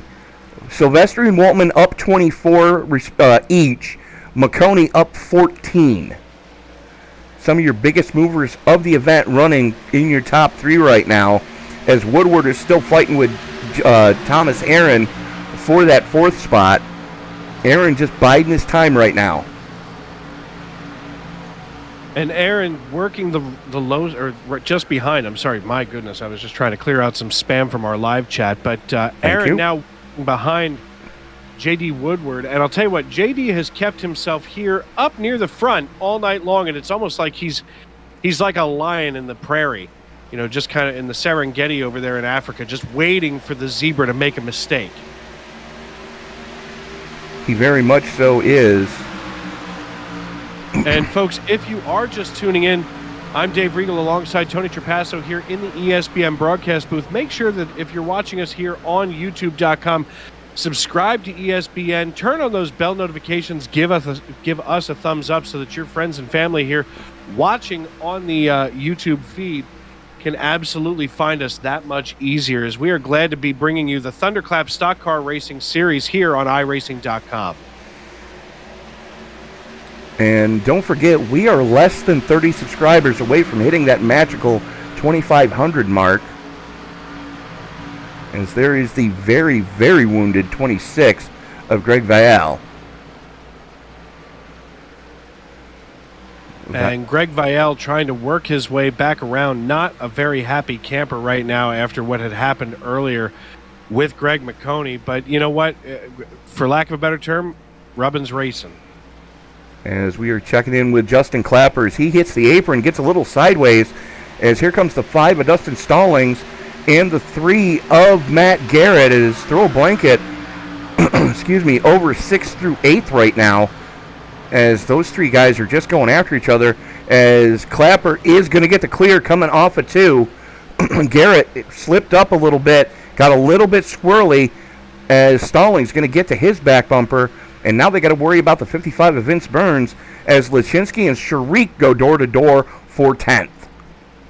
Vince Burns is up 18 positions from where he had qualified. Now I know that Jake Waltman and Daniel Silvestri also both up 24 positions each, but Vince Burns has been climbing up here. I mean, he didn't use a stage break or anything to get where he is. He is clawing his way up through the field piece by piece, inch by inch. Slowly he turned, actually quickly he turned right around through turns number 3 and 4. As Mcconey making a bid for 2nd, working the inside of Waltman. Woodward almost gets into Waltman, going into 3. Waltman going to let Mcconey go, because he knows the longer they run side by side, the further and further Daniel Silvestri is going to get away, as they now start to reel the 97 back in. Silvestri, Mcconey, Waltman, Woodward, and Aaron, your top 5 as they currently sit, and then you've got a 2.5 back to the 63 of Justin Clapper in 6th. And Justin Clapper, chief cook and bottle washer here in the ThunderClap Stock Car Racing Series in his number 63 Chevrolet Camaro. I'll tell you what, he has worked himself up nicely tonight. 7 positions, definitely not too shabby for Justin Clapper here. Taking a look further back, we are basically single file all the way back to where Anthony Burleson and Bo Condon are. I mean, these drivers have decided that they are just going to pick one another off one at a time. As battle for fourth, hot and heavy between Aaron and Waltman. Waltman's dropping back a little bit. He may have gone too hard too soon on the fresh shoes, as Aaron has finally gotten by him. Now, your top 6 were last down pit road on lap 63. Dustin Stallings was down on 52. So, not a huge difference in pit strategy right now, as we're working lap 84 of 134. We have not seen the money stop yet, and the question is, Dave, who's going to flinch first? Well, I'll tell you what, at this stage in the game, it looks like Bo Condon in the number 25 Chevrolet last came into pit on lap number 53 along with Dustin Stallings. So obviously they are going to be pitting together sooner, much sooner than just about everybody else. Then we have Ryan Zunk and Seth Gajdorus, who both came in on lap number 68. Everybody else 62, and I'm guessing that Silvestri and Mcconey are going to hang on. Since there's only a 6-lap difference between those two, I'm guessing Silvestri and Mcconey stay out until they just can't hold it anymore. Probably the safe bet. That way you can short pit the fuel, as J.D. Woodward starting to reel his teammate back in, as Daniel Silvestri shows the way up 24 from where he started. And then you've got those two teammates from Beer Money Motorsports running second and third right now. And then Thomas Aaron, the winner of Stage 1, sitting in fourth, and Jake Waltman in fifth. And you can see second through fifth right there in your screen. Throw a blanket over those guys, as Daniel Silvestri is out to almost a full second to the good. And while Silvestri is out just that full second ahead, oh my. Just saw Greg Vielle try to get his lap back the old-fashioned way, and he's just about there. And Silvestri just can't let him go. He's kind of like a dog with a bone, as it seems like he wants to try to hold Vielle back. But as they cross the stripe, that should put Vielle just one lap down now. As Mcconey running in second position, about a full second behind Silvestri. And that puts J.D. Woodward behind him. Thomas Aaron running in fourth. Jake Waltman rounding out your top 5. Don't look now. The 93 of Thomas Aaron working around the number 47 door bumper clear Chevrolet pulls himself onto the podium in third. And we missed something, because Roger Diebold has been in pit road for the last 2 minutes. I will go back and start digging around for that one, Tony. That's for sure. Appreciate it.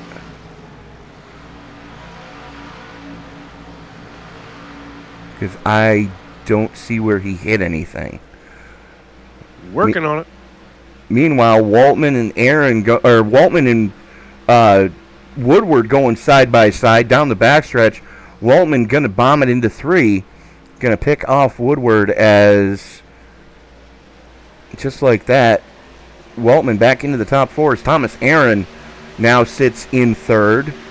Looks like Woodward may have gotten into the wall just a little bit. You see it just ever so slightly, a little wow in the right rear quarter panel of that Dirty Mo number 47. And for those of you wondering, the Dirty Mo podcast, or Dirty Mo Media, that is Dale Jr.'s podcast. So, Tony, I have a little bit of a report here from pit road with Roger Diebold. Something mechanical went on with his car, with the number 38 Monster Energy Ford Mustang. It just seems like all of a sudden he could not get above 7,000 RPMs, and decided to take the safe bet and get onto the apron to come down pit road. Well, that's a sure tattletale sign that you're having engine trouble. The only question is, I don't recall him hitting anybody. No, he definitely did not hit anybody. It's just, maybe it's that good old-fashioned Ford curse, the old blue oval sickness. A little bit of dirt on the grill. that unfortunately the team didn't take off. So it's like adding a piece of tape where you don't need it. That's entirely possible, but and something Roger just happened to Greg Diebold Vial. And Greg Vial also down here, as it looks like. Let's take a look. As we are following along, there is Vial in the 26, and Silvestri right on his back bumper. Oh, man. That was a large plume of smoke. Yeah, I'm guessing. Oh, yeah, that white plume of smoke is a surefire sign that that engine just cracked itself all to pieces. Yes, it did. As we stay green, though, as he was able to get it off the racing surface, as Daniel Silvestri now with a 2-second gap over your Stage 1 winner, Thomas Aaron. And Aaron getting a little bit of pressure from the 12 of Mcconey right now. You know what? Greg Mcconey has been in this conversation all night long. And, you know, while these guys are going at it here, they've basically allowed Daniel Silvestri to start running away with now a 2-second gap between himself and Thomas Aaron. But Greg Mcconey, up 14 positions from where he had qualified back in 17th, has this number 12 body armor Ford all kinds of cranked up. And I'll tell you what, we talked about it earlier. The 12, the Ryan Blaney number 12 font with the red and white, almost like a Wood Brothers Ford. I mean, it just looks sharp out here. It very much so does. And again, Greg paints all of his own cars. So if you need a car painted for the iRacing servers, you need to look no further than Greg Mcconey. You can find him on his Facebook page. And Midwest Motor Customs is the name of that organization. Good rates on paint schemes as well, as Waltman works the inside and picks off Mcconey. Mcconey back to fourth, Waltman up into third. Waltman, another one who's been steadily climbing all night, as he's plus 23. Your biggest mover, though, is this man who currently is a second and a quarter and stretching that lead ever so slightly. As Daniel Silvestri in the 97, plus 24 from where he started. And plus 8 is Anthony Burleson there in the number 79 Chevrolet. And I'll tell you what, he's got that Cubius tackle Chevrolet all kinds of cranked up as he is about to hold on to his position over top of the 13 driven by Ryan Harrison. I'll tell you what, these drivers manage so many different things during a race, whether it's fuel mileage or tire wear.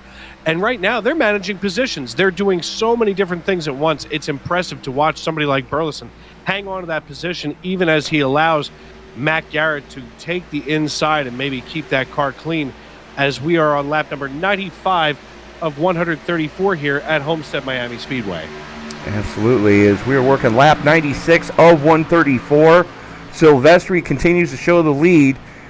Aaron, Waltman, Mcconey, Burns, Chalk, Woodward, Sharik, Clapper, and Sharik. You know, you're not hearing things twice. That's Stephen in 8th, James in 10th. So a banner day for Sharik Brothers Racing.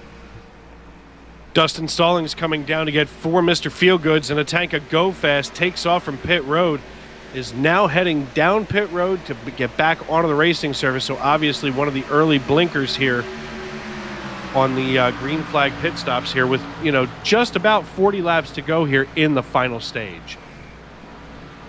Absolutely, and you know, we were wondering how far you could go, and there's your answer. Just about 50 laps. So within the next 10 laps, we should expect to see the rest of the field coming down to get some service done, as Mcconey and Woodward bring it pit side. Greg Mcconey and J.D. Woodward both bringing the 12 and the 47 down pit road. We're going to take a look here as they come through. And you know what? I got to say, both of these drivers have kept it interesting all night long for those of us watching this piece. And you know what? That's a lot of what keeps our entertainment here on YouTube.com with Sim Racing Media and ESPN that much more exciting. I mean, you know, you've been doing this a little bit longer than I have, Tony. In fact, a lot longer than I have. And this league here just has their act together from the word go. Yeah, they absolutely do. And I think a lot of that has to deal with, as we mentioned earlier, you know, these guys turn wrenches on these cars week in and week out. You know, they're building the cars in the shops. They're wrenching on the cars on the weekend. And they know what type of damage just by rubbing fenders can do to a car. And they're of the mindset that I was when I first started in the iRacing server of, if I bin this, I've got to fix it. A, I don't have the money to fix it. B, I really don't want to have to pound out body panels overnight leading into the next race. So, you know, you do what you can to try to run as clean as you can, but still as aggressively as you can without putting your or another car in jeopardy. And it's very refreshing to see a lot of guys with that same mindset here in this league. As Seth Gajdorus, Matt Garrett, and Steven Lachinsky gets nerfed. That was a big moment for Lachinsky there. I'm going to run this back for my own sanity because I'll tell you what, as soon as you said it, my goodness, what a mess that is for him. Lachinsky not having a bad race at all, and the 3 just came down on top of him like he wasn't even there. Well, Garrett was trying to chase it down the hill, and unfortunately, like what happened earlier with Seth Gajdorus and the 14, you know, car low, bud. Yeah, sometimes that spotter seems like he's a little jumpy, but this time spotter was probably dead on. But that'll allow Thomas Aaron to try to keep closing in on Silvestri, but Silvestri up here with a 3-point, almost 5-second lead over Aaron. Jake Waltman running in third, Tyler Chalk in fourth, Justin Clapper running in fifth. Vince Burns going to be one of the front runners, or first one of the front runners to come pit side as we were watching Seth Gajdorus and Anthony Burleson go after each other as the 37 coming out of pit road. And keep your eye on the 37 as let's see what fresh tires are going to do for him. It's James Sharik working the top side. You can just see how much more speed he can carry. Yeah, running an absolute clinic of how to run the high line and get around those drivers who are on old tires, as it looks like he wants to just march all the way back forward without even blinking, as Greg Mcconey and J.D. Woodward sit atop the group of now non-lead lap cars. But once everything cycles through, once Daniel Silvestri finally decides that enough is enough, that should cycle J.D. Woodward and Greg Mcconey back to the top of the pile. As we are going to be 30 to go this next time across the stripe, there is your race leader, Dan Silvestri, in the 97, as he's got gets into the wall coming off a 2. Big wiggle. That's going to cost him, as he is 3.5 seconds to the good right now over your second place driver, Thomas Aaron. And you got to wonder how much longer is Silvestri going to keep it out there, because the undercut is so huge, and you need to give yourself time to get back up there once you do pit. Absolutely, and Dan Silvestri has had pretty good command of this lead. As it looks like Greg Mcconey has had himself what nobody wants to see, as Greg Mcconey on those newer tires gets loose in front of the 47. Goes on the top side around Waltman. A little bit of tail wag for the 12, and Woodward takes the air off his spoiler, and he goes down into Waltman. Oh. And just as he crossed into that painted area, we can see that little bit of a hop, and that painted area just a tad raised there on the infield, or what would be the infield. Oh, what a mess for Greg Mcconey. Such a good run going, and unfortunately just Woodward was close enough to take the air off the spoiler. Waltman was right there as well, and that cost Waltman quite a bit of time as he works by the 21. Waltman still in third, 12 seconds to the good over Ryan Harrison. There you see Harrison in the 13. Harrison's had a nice quiet run himself. Your highest running Toyota right now, plus 20, sitting in fourth. Justin Clapper coming down for what looks to be fuel only. Really? That's what I saw there. He just came in, gave a high five to the fuel man, and kept it moving. It's interesting. No, I've got him. I've got him. Oh no, there it is. 4 in fuel. There we go. as Aaron and Condon both bringing it pit side. Daniel Silvestri coming down pit road now, your race leader. So this will shake things up now with those drivers who came in before him. So we'll see if this pit strategy paid off. Is Silvestri going to come down for Mr. Feelgood's a tank of Go Fast as he is waiting anxiously with that foot hovering just above the loud pedal. Steven Sharik working the inside of Waltman right now. Sharik came down on lap 100, getting his lap back the hard way. Waltman going to need to get low and get that service done on the 06. And it looks like Waltman going to stay out another lap as here comes Thomas Aaron to get his lap back the hard way. I mean, listen, if you're going to get the lap back, you might as well do it the hard way, just like Thomas Aaron has, as he knows what the front of the pack looks like, so he knows exactly what it takes to be where Jake Waltman is, and Waltman still remaining out as he goes down the backstretch here. At this point, how long do you think he can hold on here, as he has not been in since lap number 62? Next 5 laps. Ish. Maybe. As there goes Vince Burns to get his lap back. He just said, hey, kids, look, Big Bad in Parliament, we're going to keep going. And if you get that reference, you're a crotchety old fart like I am. That's fair. And you probably have a great taste in movies. We'll see you Saturday night. Speaking of Saturday night, coming up, the next race you're going to see on the Esports Broadcasting Network is going to be the Super Late Model AI Series from Thompson. That's an 8 p.m. Eastern Time start on that one. Then Sunday doubleheader, the ISNF Cup Series from the LA Coliseum, and Sunday Night NASCAR from New Hampshire, all times listed as Eastern Daylight Time. So doubleheader this coming Sunday, Dave, and it should be a good time. Yeah, usually Sundays are our quadruple header, but I guess this Sunday, kind of a light day. Of course, that primetime race is what I'm looking forward to, as I will be in the car. And speaking of looking forward to things, Ryan Zunk, Seth Gajdorus deciding they've had enough, it's time to come in. Leaving, yet Jake Waltman still out there with Steven Leszczynski in the 06 and the 99, not having come in since lap number 62. Tommy Allen Jr. staying out yet again with just having been in on lap 68. So still waiting for Daniel Silvestri to basically be cycled back up to the lead. He is at that. Currently sits in 4th. There you see Silvestri. Only about a second and a half behind your current 3rd place. There is the 24 of Tommy Allen Jr. Running the Tyler Truex Racing Chevy Camaros. Steven Leszczynski right in front of him in the Monster Jam 99. And then you're a whole 24 seconds up the road to your current race leader, Jake Waltman.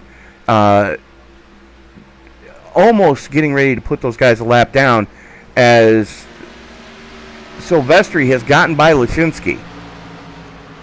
He absolutely has. And listen, Silvestri knows how to get these Xfinity cars into victory lane, as he does have one win on the season in the Xfinity car. And that was his first start with the league.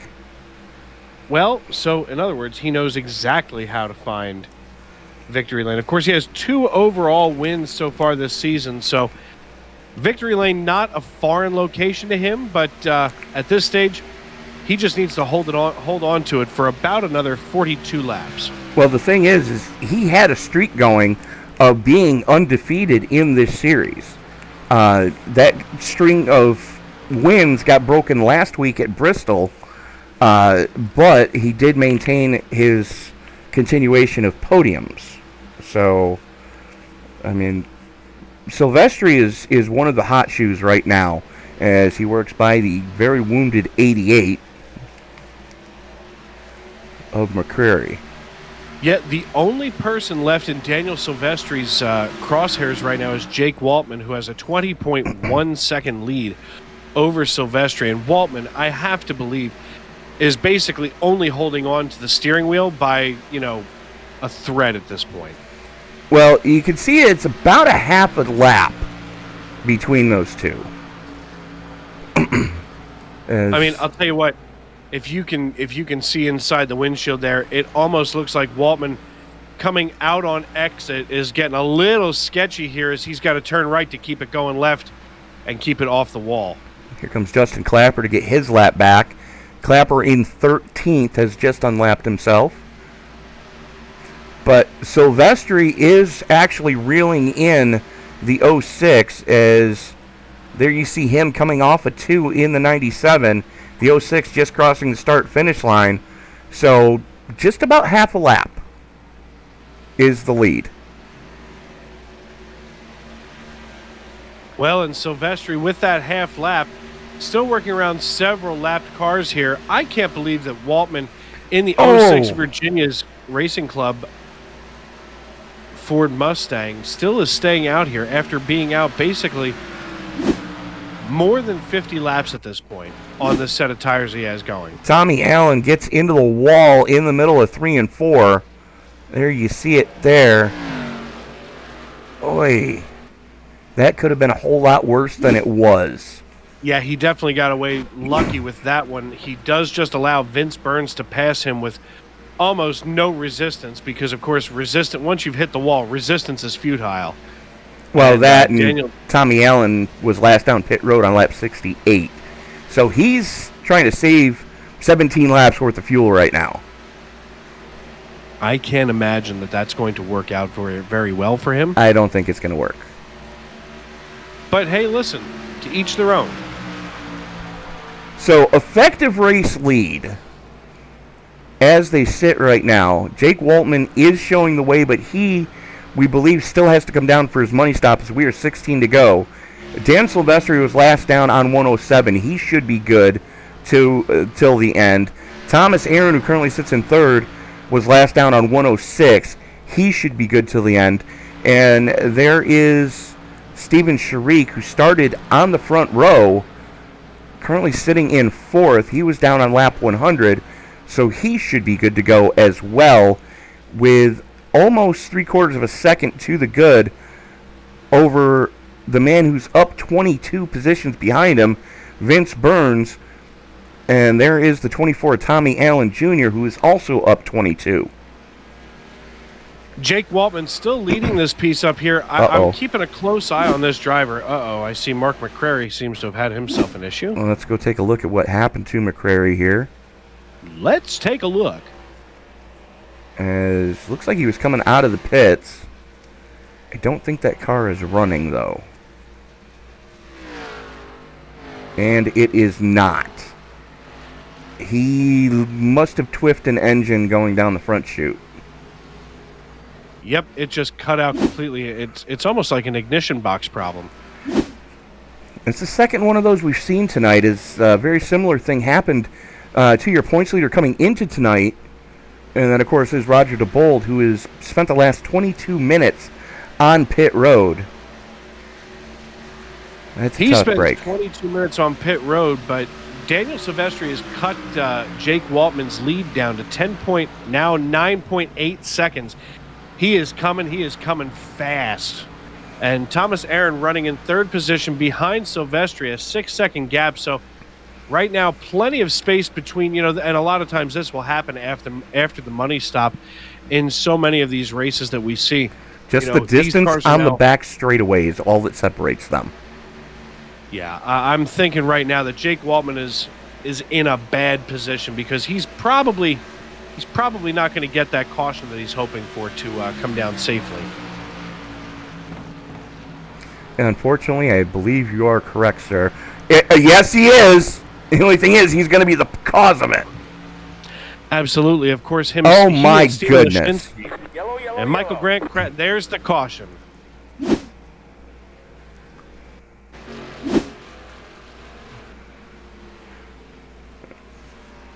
As we are going to watch this again. Oh, my. There is Michael Grant. Just gets into Waltman. And then locks it down and slides down the track. And that brings out the caution. Well, that doesn't feel very good. I guess 2 tires was probably not the right call there. Safe bet. Well, that'll make things interesting here as we are just about 12 laps to go now, as Jake Waltman, still leading this piece, gets behind the pace car, waiting desperately for pit road to open. And you best believe when those words "pit road open" light up green on his screen, he is going to be running down there like his hair is on fire. Well, the thing is, he still has to maintain that 55-mile-an-hour speed limit, cone to cone. But you can see that, Waltman's not had an easy time of it, especially after what just happened with the 904. You can see the damage on the right front of the Virginias for Lovers 06 as he brings it pit side. And Silvestri comes in as well. So does Aaron. So all your front runners coming in to get their final set of tires and fuel. Well, you have to figure at this stage in the race that is going to be your best bet, as the 06 spins them just a little bit coming off of pit road. Justin Clapper stays out. Justin Clapper says he can hang on to it.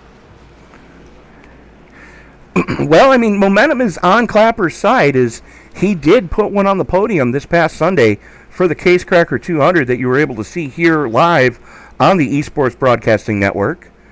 And if you haven't seen that race yet, you might want to go back and take a look, because that was some of the most fun I think Frank and I have ever had in the booth on a Sunday.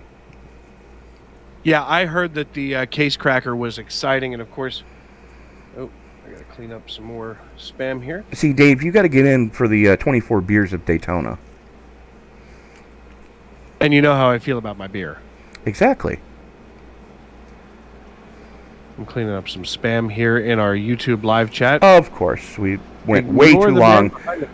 We went way too long without seeing those people. If those people could go anywhere, and I mean those people in the worst of terms when it comes to the spammers.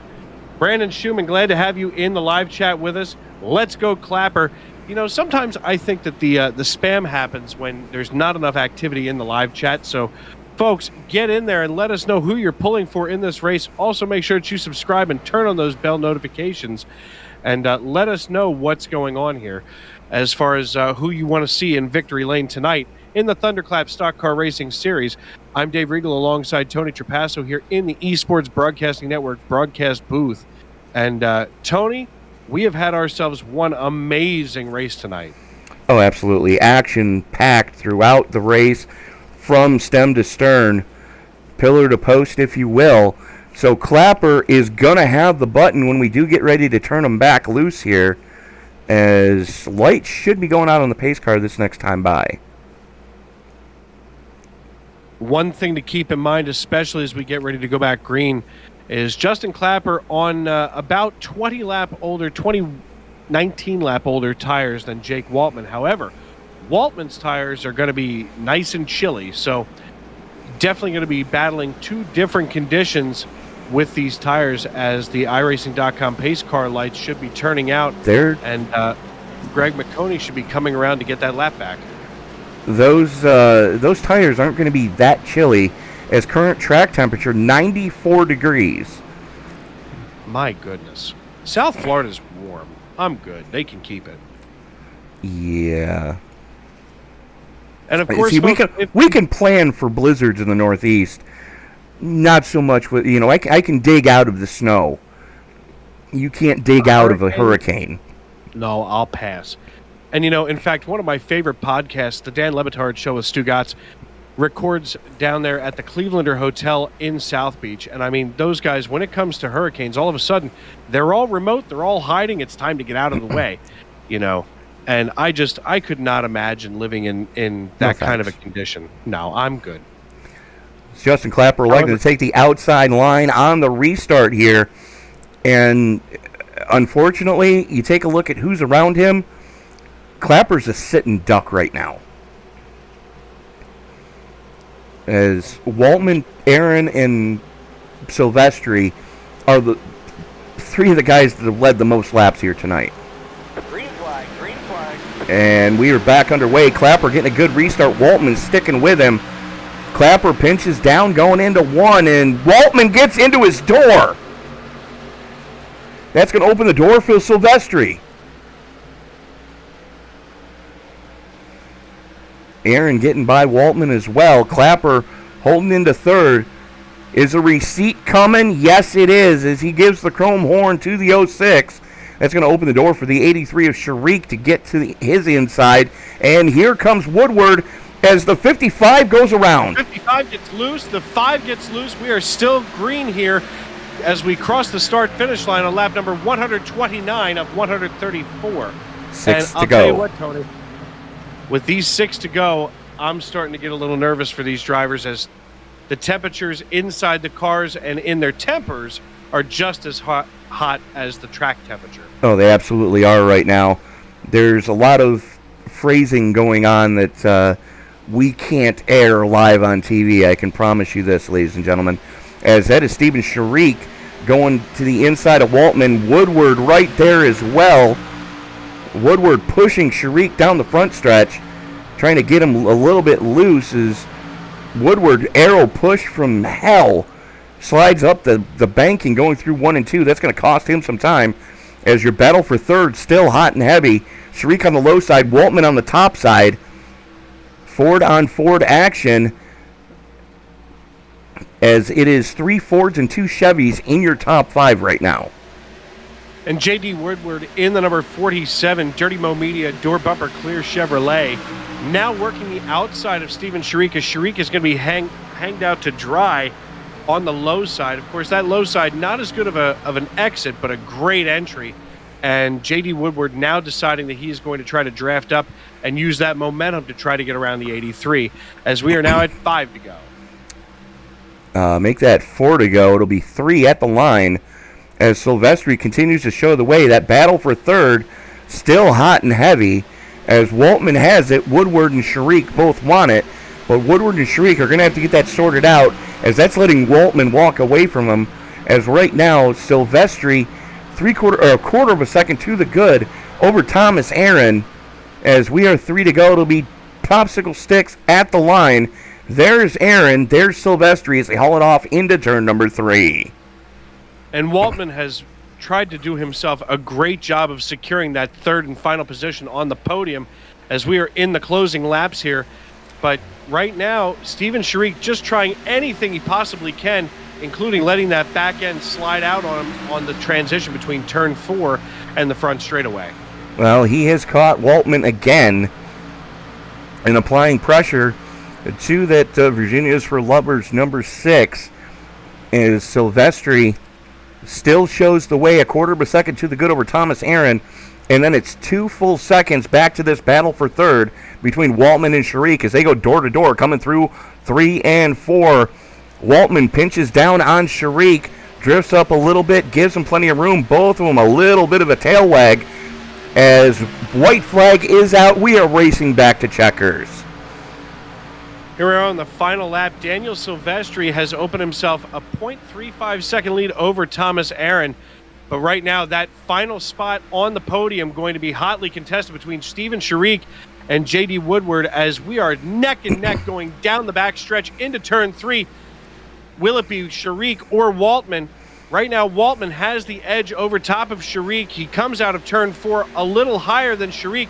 These drivers back to the start-finish line as Sharik not able to get all the way around Waltman, and Waltman secures third position as Daniel Silvestri takes home the checkered flag, followed by Thomas Aaron here in the ThunderClap Stock Car Racing Series.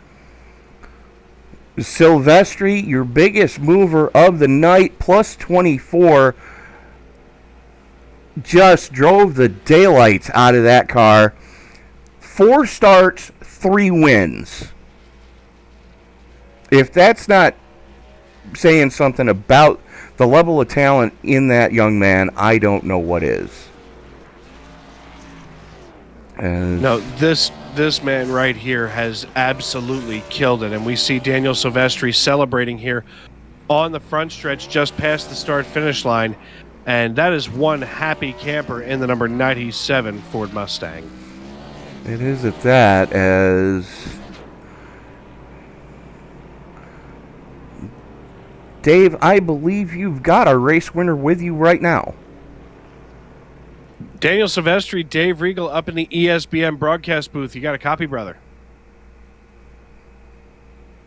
Yeah, you guys got me? Yes, sir. Yes, sir. Hey, listen, fantastic finish tonight as you commanded so much of this race, here in the third stage. What are you going to give some credit to, as far as being able to put yourself up there atop the pile? Well, it was just kind of being strategic. I think that's kind of the biggest key, especially on a big track like this, learn how to save tires. I kind of came in the session late, had like one lap of practice, and so it took the time rolling through the field to kind of figure out where I needed to be. And I noticed, because I took it slow figuring it out those first few laps on that first run, that I really needed to keep it slow every time I went out again on each stage run to keep the tires under it. And so on that last run before that last caution, that started off, holding the field back a little bit. And, obviously I had to thank the guys behind me for not running me over, but trying to hold it back so that, when we get into a run, you keep the tires under it. And I was a little worried there about that last run, though, just because I had really no practice of running it full out for, a few laps, and I was worried that Thomas was going to get me, but luckily we were able to hold on. Yeah, here's the thing. You came in on lap 124, and yourself and Jake Waltman, first and third, both come in on 124, and the fresher tires are, Thomas Aaron just behind you. You did a great job holding the field off, and before we cut you loose here tonight, is there anybody that you'd like to tip your visor to on that helmet? Well, I just got to thank, everybody at ThunderClap for putting this show on. Again, they do a really good job. I always enjoy racing. All the race direct and everything, they do a great job. And, just all the friends, you get to make and, hang out with really good people. So everyone at RD Esports and over there, it's a fun time. And, again, can't wait to get back to it next week. All right, brother. Well, listen, it was fantastic watching you guys down there on the asphalt tonight. So congratulations, and go celebrate that win. All right, thank you. So that was our race winner, and joining us now, the man who is the Pied Piper of Grand Prairie, Texas, Thomas Aaron. I know, all things considered, you can't be too disappointed with a podium finish here tonight at Homestead. No, it was a pretty good run. We ran top three all race. Daniel's just better right now. And in order to beat Daniel, I just need to get better. So following him in his tire tracks there at the end was pretty crucial to see where he was running. But yeah, at the end of the day, he's just running better. But we still got speed, still happy. We're having a pretty good season when we run. So yeah, we're having fun. Well, we do go into a track that I believe you've had some success for at the past. As we go to Loudon in the Miracle Mile, your thoughts going into that race next week in the next gen car? Oh yeah, any track where you have to brake really hard is right in my wheelhouse. It's just so much you can do with the corner. New Hampshire's a really unique track where you can diamond it several different ways to get speed at that track. So running side by side will be really interesting and setting up passes and all that. So it should be fun. We might be downshifting in the corners, because it's the next gen car. But yeah, we'll have some fun. All right, Thomas, who do you need to thank before we let you go celebrate the podium? My parents. I always thank my parents because they're just that awesome. My dad has COVID right now, but he's doing really good, and so shout out to him. All right, then. Thomas, we will see you next week at Loudon. Best of luck to you then. Appreciate it, guys. Y'all keep up the great work. And Dave, I believe you've got our third place finisher, Jake Waltman, with you now. Jake Waltman, Dave Regal up in the ESBN broadcast booth. You got a copy, brother? Yes, sir. I got you. Hey, man, listen, you had yourself the hammer and tongs, knives and torches and pitchforks all out there on the last two laps of this piece, trying to hold off Steven Sharik. Had to be the best racing we had seen all night. How do you feel, even though you still got onto the podium, being able to hold him off? Yeah, it was definitely a good race. Got together on that restart, the last restart there. It looked like just a racing deal, but I had some damage from the prior caution and just wasn't really good at saving all night. We had really decent short run speed. Between the short run and long run, we were able to get some decent speed. but just nothing for the long run. I mean, trying to search around low, middle, there's nothing on the top. But I mean, overall, a good night to come back from everything we had went through today. And I took a huge swing at a call to stay out until the fuel tank was dry. It was the only chance that I really had to stay on the podium, to get a podium. And Daniel was closing fast with the new tires, but unfortunately, I was the part of that caution. But a caution's a caution, and that helped us a lot. But in the last couple laps, that was really hard racing with the 83. That was a lot of fun, and it's good to you can still race hard, respect, and still have fun at the end of the day. But it was a ton of fun, and just gotta get better at tire saving. Yeah, and I see so many of the drivers here on the iRacing.com servers. They're tire saving wizards, and then you go out and you try to follow their same line, even their same throttle patterns and habits. And it's like a never-ending battle of who's going to be able to save the better pair of tires coming down, especially in this last stage. So, Jake, listen, a hard-fought battle all night long. I mean, you were out there having come in on lap 62 and then, waiting so long. I mean, we were kind of pulling for you up here in the booth because it's always something exciting once you're at that point. So, and a lot of fans here in the stands tonight and watching on YouTube.com. Hoping that you could have pulled off that top step performance. But before we cut you loose, anybody that you need to tip your cap to tonight? Yeah, my whole crew back at the shop. I mean, they work their tails off to bring a good piece every week. My family for giving me these opportunities. I wouldn't be there without them. My girlfriend for her nonstop support. It's really a team sport. You can't do it without all of them. So it's good effort, good points today, and excited to get back at it next week. So that is going to about do it. We've got another one in the books, Dave, and we're going to bring up the finishing order now, I think. Come on. You think or you know? I'm trying, and it's not coming up.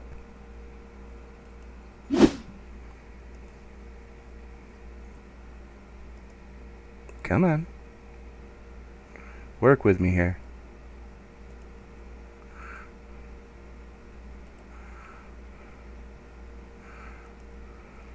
There we go. Finally, the live timing and scoring decides to work with me. So Daniel Silvestri coming home with his third victory in 4 starts with the ThunderClap Stock Car iRacing Series. Thomas Aaron, Jake Waltman, Steven Sharik, J.D. Woodward rounding out your top 5. Tyler Chalk, Matt Garrett, James Sharik, Vince Burns, and Dustin Stallings rounding out your top 10. Tommy Allen Jr., Robert Walton, Justin Clapper, Stephen Lachinsky, and Ryan Zunk rounding out your top 15. Dave? Finishing 16th is Seth Gajdorus in the number 4 Toyota Supra, followed by Ryan Harrison, Anthony Burleson, Greg Mcconey, and Bo Condon rounding out the top 10. Finishing 21st is Nikolai Jardin with David Hall in 22nd. 23rd belongs to Michael Grant and Mark McCrary in 24th. Greg Vielle, who had led a few laps here tonight and had been such a contender early on in the race, finishing 25th. Roger Diebold, your points leader, finishing 26th after some mechanical issues. Bobby Grant in 14th, in the number 14, finishing 27th. And Scott Formosa finishing in 28th as Cole Gajdorus, only logging 34.97 laps tonight, finishes 29th. So that is going to do it for us here tonight from Homestead. Be sure to join us next week from Loudon as we go to the regular season finale, and we are in the next-gen car, and those cars are always a good time no matter where we take them. So for Mr. Dave Regal, this is Tony Chapasso reminding you, ladies and gentlemen, that as you walk down the road of life this week, don't play in traffic. Good night. Good night, everybody. Good night, everybody.